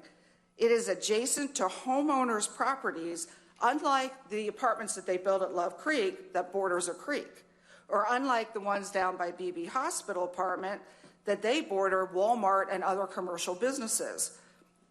And even unlike the commercial ones that they're putting in at Mulberry Knoll, which is currently farmland, but it's not encroaching on other neighbors. Where Belle Mead Farm is, there are neighbors in that development. While they may argue that the woods that currently exist there on my property is a setting between us creates a natural barrier, the wooded area on my property does not act as an effective or heavy-duty border between our properties, as it is sparse, and as I told you, trees are already falling down, and it can be easily accessed. Turning Belle Mead Farm to commercial property will have tremendous impact on its neighbors. While the future is certainly unknown to all of us, we were planning on being here for the long haul and have our house for our next generation. But in 20 years from now, if Belle Mead becomes commercial, our property may be flooded, the trees may all be down due to the water runoff, the animals, butterflies, flowers are all going to be gone. But Sussex County, they'll have their apartment buildings that may no longer be maintained, may have rodents from additional garbage laying around, have traffic backed up at every red light on Route 24, I'm sorry I mentioned traffic, and potentially higher crime rates, and have local community resources overtaxed. I have to ask, when will reasonable minds start to say enough is enough? We ask the board to consider the impact of your immense decision that you have. The rezoning of Belle Mead Farm to commercial property will bring with it substantial water, noise, traffic, lighting, and overall environmental changes to that area. If you're going to allow this almost 40 acres to be turned to commercial, where in Lewis will this agriculture be replaced? We all know it won't. I thank you for listening and giving our concerns your undue consideration. Thank you. Welcome. Thank you. Okay, who's next? Yes, ma'am. Right. Yeah. Here we go. Okay, we're starting to get a little repetitive now. Okay, so no traffic. I think we Don't worry, I'll do my best. We got the animal thing down. We got all the wildlife. We got that. So traffic. Understood. I also have somewhere to go after this, so I'll keep it as brief as possible. I have to drive to Philadelphia to go to work. So my name is Allison Antez. I am the homeowner directly across from Belle Mead Farms currently to the 0062 John J. Williams Highway. I'm a single family home, not in a development. Okay? So I'll read my prepared statement. It's brief, and I'll give you all a copy if you would like one. Great. So for the past 15 years, I've worked as an environmental scientist and now as a sustainability director. I've been employed by the federal and state agencies along with private endeavors. I hold degrees in environmental policy, planning and public policy, ecology, and natural resource management. I am completing my Master's of Business and Science in Sustainable Business, and I'm a certified project manager. I'll begin by stating that I have reviewed all of the public information submitted and posted on the council website, and I will define an important term, which is the core tenet of my statements. Environmental equity. Environmental equity ensures fair and just access to environmental resources and protection from hazards regardless of race, income, or other factors, aiming for equitable distribution of environmental benefits and burdens. On page 76 of the Drainage Assessment Report, the U.S. Department of Interior recommends a biological assessment. No biological assessment was submitted in the application packet. I requested a full biological assessment be required for this development application. The topography survey taken or completed in March 2023 was completed before the DelDOT regrading of the road and the completion of the road expansion project. I urge that this report be invalidated and redone to show the current conditions of drainage and existing soils, both native and non-native, which is commonly called fill. Due to the regrading of the road, I personally have experienced additional flooding and drainage issues on my property. Increasing the amount of impervious surface will only increase instances of poor drainage and flooding. I was unable to find a Phase 1 or Phase 2 environmental assessment. These environmental assessments should be completed to ensure that the property does not have any potential hazardous conditions or contaminations caused by historical usage. In the packet that was submitted by the developer, they rely on aerial photos dating back to the 1930s that show the historical use of the property has been agricultural. It is common for historical agricultural sites to be contaminated by their use of pesticides and herbicides. I've requested extensive environmental soil and water testing be completed at this property to ensure that any construction activities will not disturb or release harmful contamination into our water column or our community. The Environmental Protection Agency further explains that nutrients in fertilizer, livestock, manure, pesticides, and other substances don't always remain stationary. Runoff, infiltration, and irrigation return flows can move these contaminants onto local streams, rivers, and groundwater. Farmers apply nutrients to their farms in the form of chemical fertilizers and animal manure to help nourish crops that we eat every day. However, when nitrogen and phosphorus are not fully utilized on the plants, they can be lost from the field and negatively impact air and downstream water quality. Don't worry, I'm getting to the point. This excess nitrogen and phosphorus can be washed from farm fields into waterways, rain events, and snow melts. It can also leach through the soil and groundwater over time. High levels of nitrogen and phosphorus can cause eutrophication of water bodies. And as we've talked several times, these water bodies are all interconnected. My next point focuses on water quality. On page 13 of the environmental analysis submission, Tidewater, who will be the water provider or utility for this development, has estimated the water usage on a daily basis to be 68,625 gallons per day. If we do the math, a conservative estimate will put us over 25 million gallons a year. 25 million gallons. Due to this high demand of water, I request a water use survey and a hydrological study to be conducted prior to any decision to ensure that this is sustainable management of our water table. The development package does not highlight any conservation mechanisms to ensure that the development will not deplete our limited natural resources or affect any of the public or private wells that are already serving the community. I, too, have a private well that I maintain. I did provide a map on a flash drive. It is, I don't know if you'll be able to bring that up. Was this one of the presentations handed in immediately prior? Yes. Yeah, Yeah, I just have 3 images. Really only need one. This one here, yeah. The one with notation. This one. If you can go to the next one. There's a red box. There's a with notation. That one. No, that's the same image. If you pull the title out, it'll have with notation.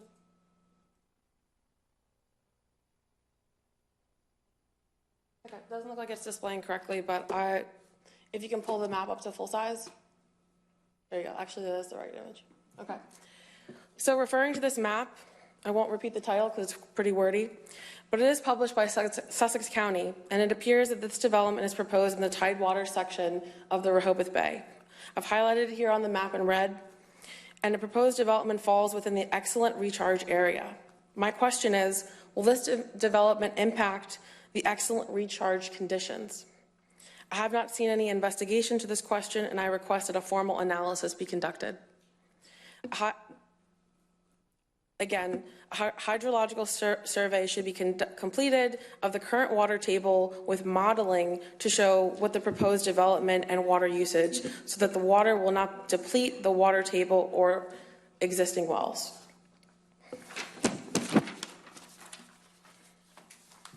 Okay, sorry about that. I have found that Sussex County, Delaware does not have a sustainable management master plan. According to the annual comprehensive financial report for 2024, on page 9, Sussex County is a growing community, as we all know. Our population has increased more than 20% from 2010, and we've compromised over 44% of the growth and contain 48% of the state's total area.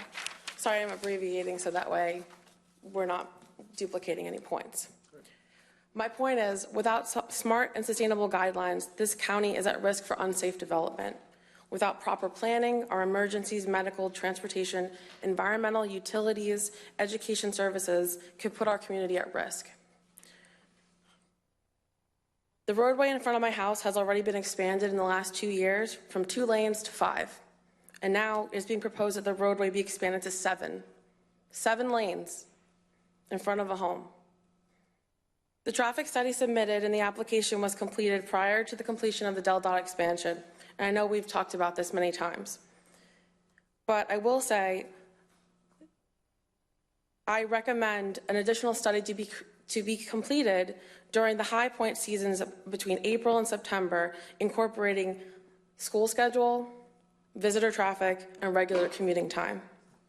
Because I will tell you that it takes me more than 15 minutes to exit my driveway, even with the center lane in either direction. And I cannot imagine an additional 7,000 cars will improve this traffic. I'll skip to the last part. A nuisance occurs when a landowner engages in an activity that significantly interferes with the use of enjoyment of another's property or that affects the health, safety, welfare, or comfort of the public at large.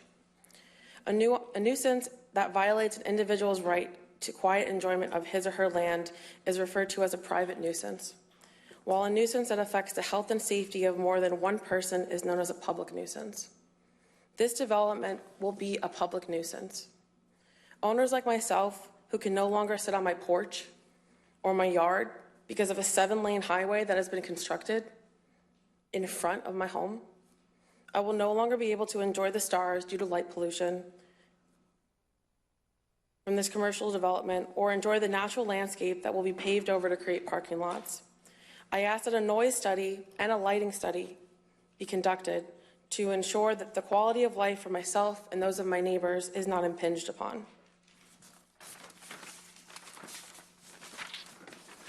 Don't worry, just a few more lines. I know there are countless others reasons that my fellow community members can make in this hearing. What I'll leave you with is one of my favorite statements out there, and I heard it at a recent sustainability conference that I attended last week. It's based on an African proverb. If you want to go fast, go alone. If you want to go far, go together. Please consider the community's concerns that we've outlined tonight, because this urban density development is replacing the quiet enjoyment of our community that we've created and we want to continue to enjoy. Thank you for the time. Right, thank you. Drive carefully. Okay, all the way just back. real quick, Have you got a copy of that? I do. Yeah, Okay, if you would thanks. submit it for the record, that would be great. Yes, sir, all the way in the back.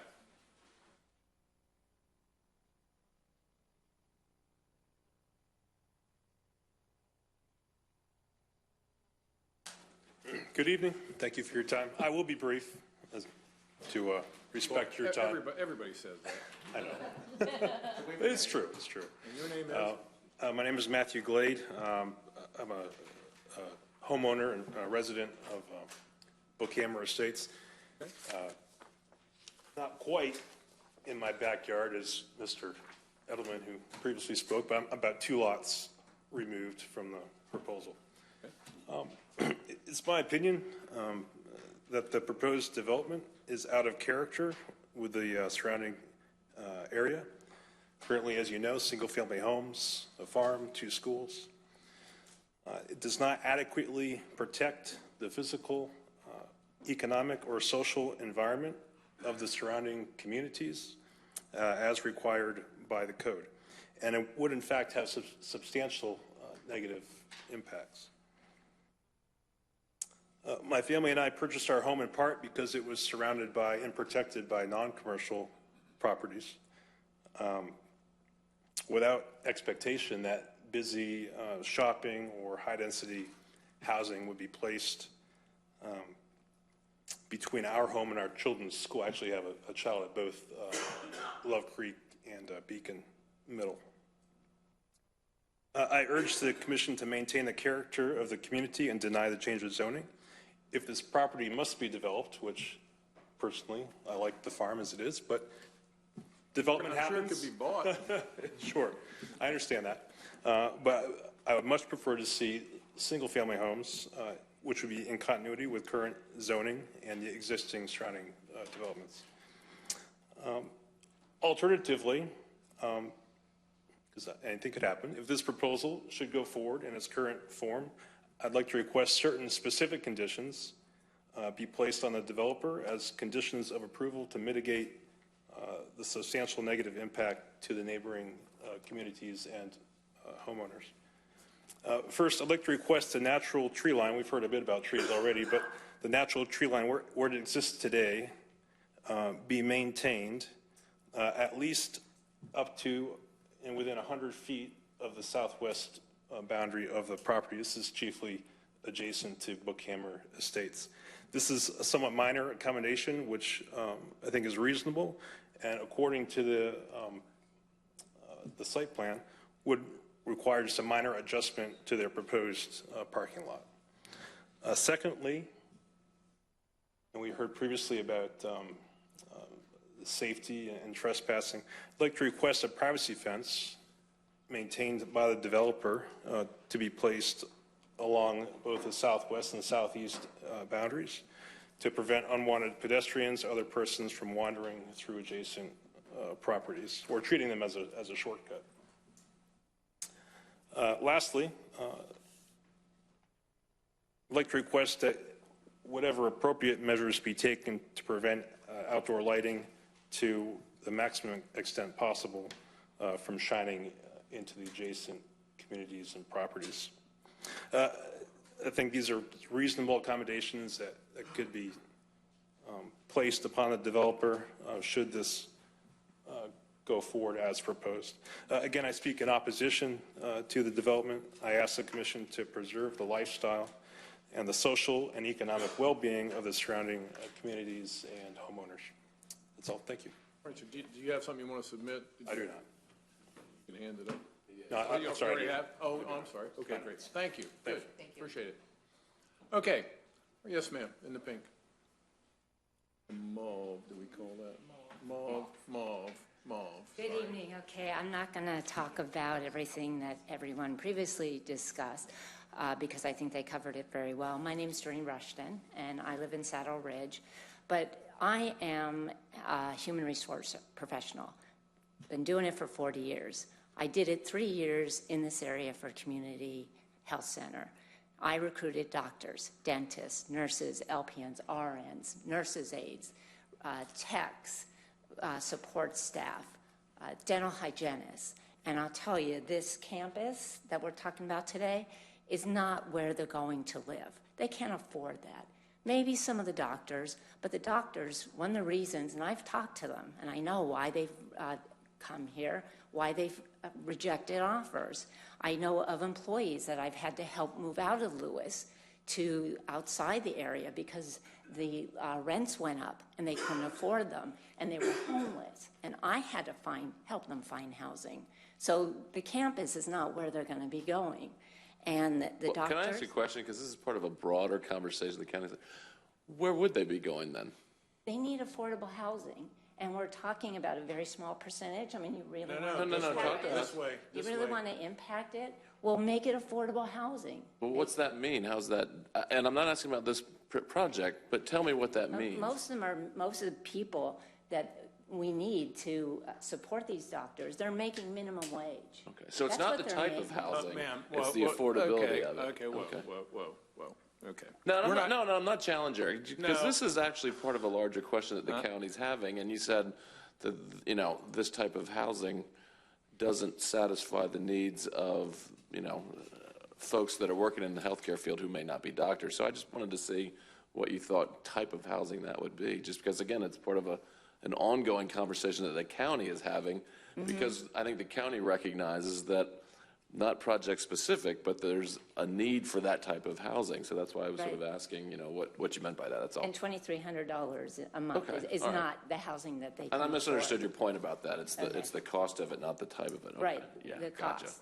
And the doctors, a lot of times, what's happening is their spouses are looking for, they want nightlife and parks, and they want museums and culture, and they want sporting teams and high-end retail. Okay. So trying to recruit, saying that this campus is going to enable us to recruit doctors in this area. This is not a public hearing about BB or about. I'm not talking about BB. Somebody else's testimony, okay? I'm not talking about, I'm talking about all the, I'm sharing with you in my experience, Right. talking with medical health professionals, their challenges, and I'm sharing those with you. And I've had one-on-one conversations with them. I think the question is whether this development's appropriate in this location, Right. regardless of healthcare, The frankly. issue here is the appropriateness of this development in this location, not the appropriateness for any particular profession, okay? And I appreciate your comments, okay? But tell me, what we need to hear is why this should not be happening in this location, okay? Not just because there's plenty of other people around. They're not all, the medical industry is not the only thing happening here. Sure, but I've also, well, what I heard tonight was you're going to be able to put teachers in here and healthcare professionals to be able to afford the housing to be there. I've also come from a family of educators, and I know what educators make. And again, $2,300 a month, many of them are not going to be able to afford it. Okay. But the other thing that was brought up was that they're so concerned about where the neighbor, our community is going to be able to get their coffee and their goods. Well, we don't always go to Route 1. Our community, we know where to go for coffee now. We don't need a campus across the street to go and get our coffee. Okay. We have places to go now. Okay. All right. Thank Thank you. you very much. Thank you. Okay, Mr. Barrasso.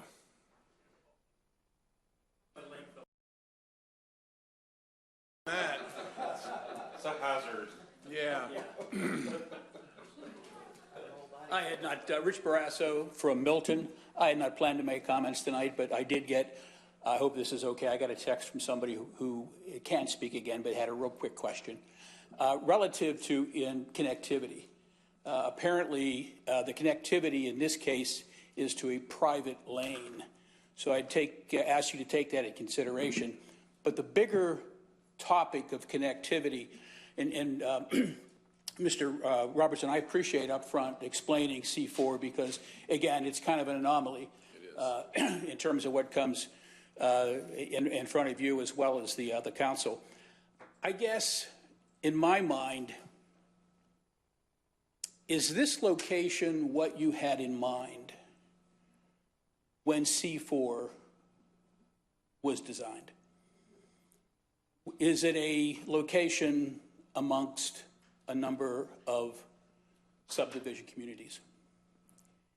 And if connectivity is important, in my mind, I see connectivity as it relates to C4, where there might be C4 developments connected to C4 developments, connected to C4 developments, where connectivity is very important.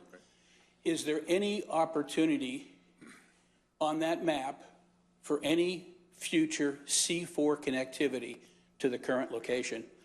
One last thought, personal to me. I want to thank Dr. Tam for being here. I want to thank him for coming to the council meeting several weeks ago. A year ago, I was lying in a hospital bed at BB with double pneumonia. And I think there's nobody that better understands the need for affordable housing in this county than Dr. Tam.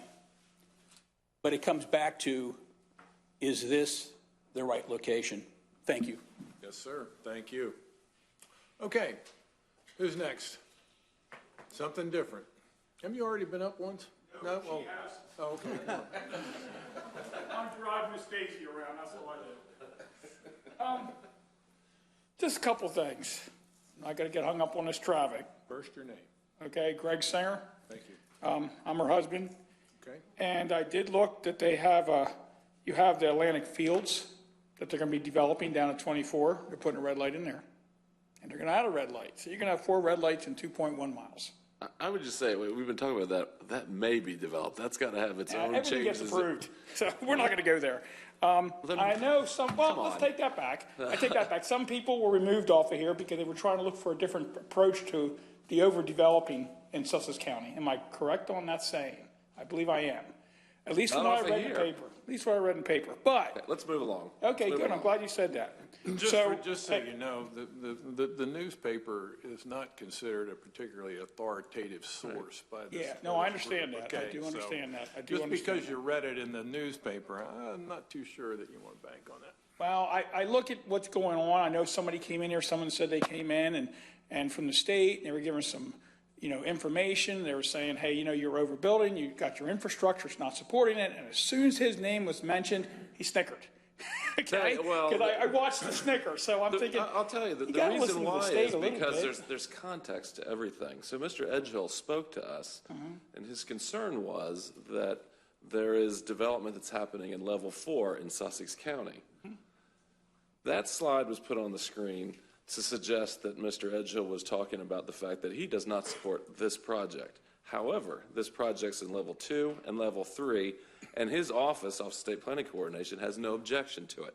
That's why I snickered, if you want to know the truth, because it was not accurately represented what that article had to do with this application. It goes back to your newspaper. And that's why you can't, you got it Yeah, right, well, unfortunately, I just read and I'm trying to figure out what's going on. And I get it, and it's hard when it's a snapshot. Let's hope that this, when it comes to red lights, we're just going to get past that.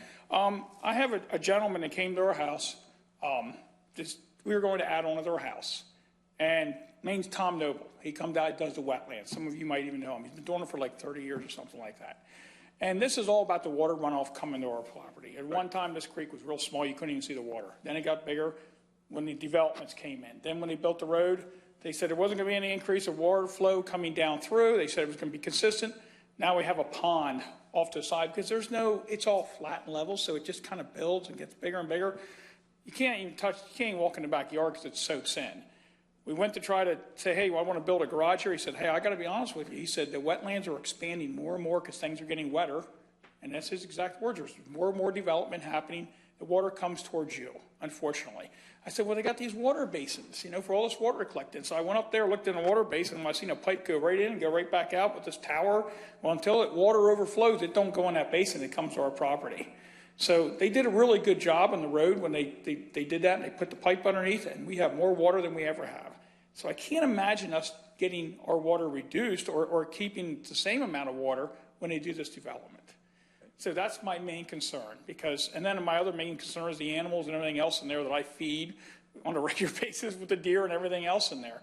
And I hate to see us lose any woods. So, and then there was another question that I had. This interconnectivity is going through our property, which I have not been able to find anywhere on these plans. So actually, it's on this one because we looked. If you look on the left-hand side, there's a stub road. That little stub right there? That's proposed, which there was a comment that was made about that, whether that makes any sense because that stubs to somebody's private property that's 3 acres. That's our property. Yeah, that's right, it's yours. I forgot it was your wife that said that. And it connects to a private road, so whether it's shown on the plan, that doesn't impact your property. It's debatable whether that should be shown on the plan, and the commission has the ability to impose a condition to remove that. So anyhow, when she said that comment, we looked as well, and kind of makes you scratch your head about that. Okay, that's all I have, but thank you. Yep. Yes, indeed. Thank you, sir. Okay, all the way in the back. What new thing are you going to share with us? I know, thank you. I hadn't even planned on talking, but I couldn't help myself. So my name is Melanie Bernstein, and I live in Saddle Ridge. I agree with everything anybody has said thus far. I just wanted to say one quick note about the 10 acres of land and the option to preserve that. And I just don't want to minimize, like, oh, it's 10 acres, and we're going to say 50%, which is 5 acres. I live on the forested area in the back of Saddle Ridge, between Saddle Ridge and Belle. I, as well, just like the gentleman just said, feed all the wildlife back there.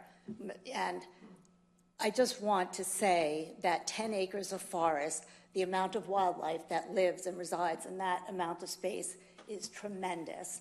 In the small amount of space that I have behind my home, I have a herd of 10 deer that are there every day. They will soon have their offspring this year. There's at least 2 raccoon families that reside there, and every spring they have probably 5 to 6 babies. There are 2 fox families that have at least 2 to 3 kits, if not more. We have a bald eagle's nest and a great horned owl's nest, among many other things, I'm sure. So I just want to say there's not that much land left going west on 24. If we can save 10 acres, there is a lot of families that live in that 10 acres, and we shouldn't take it away from them. That's it. Thank you. All right, thank you. Okay, is there anyone else who would like to speak in opposition? Does anyone on the commission have any questions? Okay. I don't have a question, but I'd like to just make a comment for the record before we close this, that I completely support our local school systems. We have great schools here. My son is a school teacher, and I'm a product of being in Sussex County schools, and so I take a little offense to that, and I want to set the record straight. Good. Thank you. Any other record straightening that needs to be done?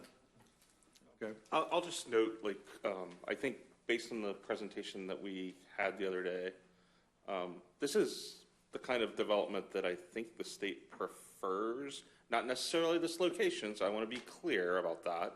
And I'm not weighing in on like whether we would approve or not. I'm just saying it maximizes the use of what infrastructure's already been built and is planned to be built. So I'm saying that for the sake of like, rather than building 40 houses in that area, which is less efficient for everybody.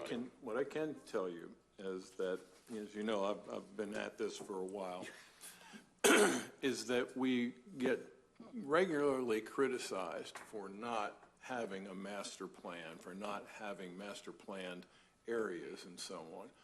This is part of the reason why we have C4, is so that we have the ability to create these. Now, whether or not this is a good location for it, that hasn't been decided yet, okay?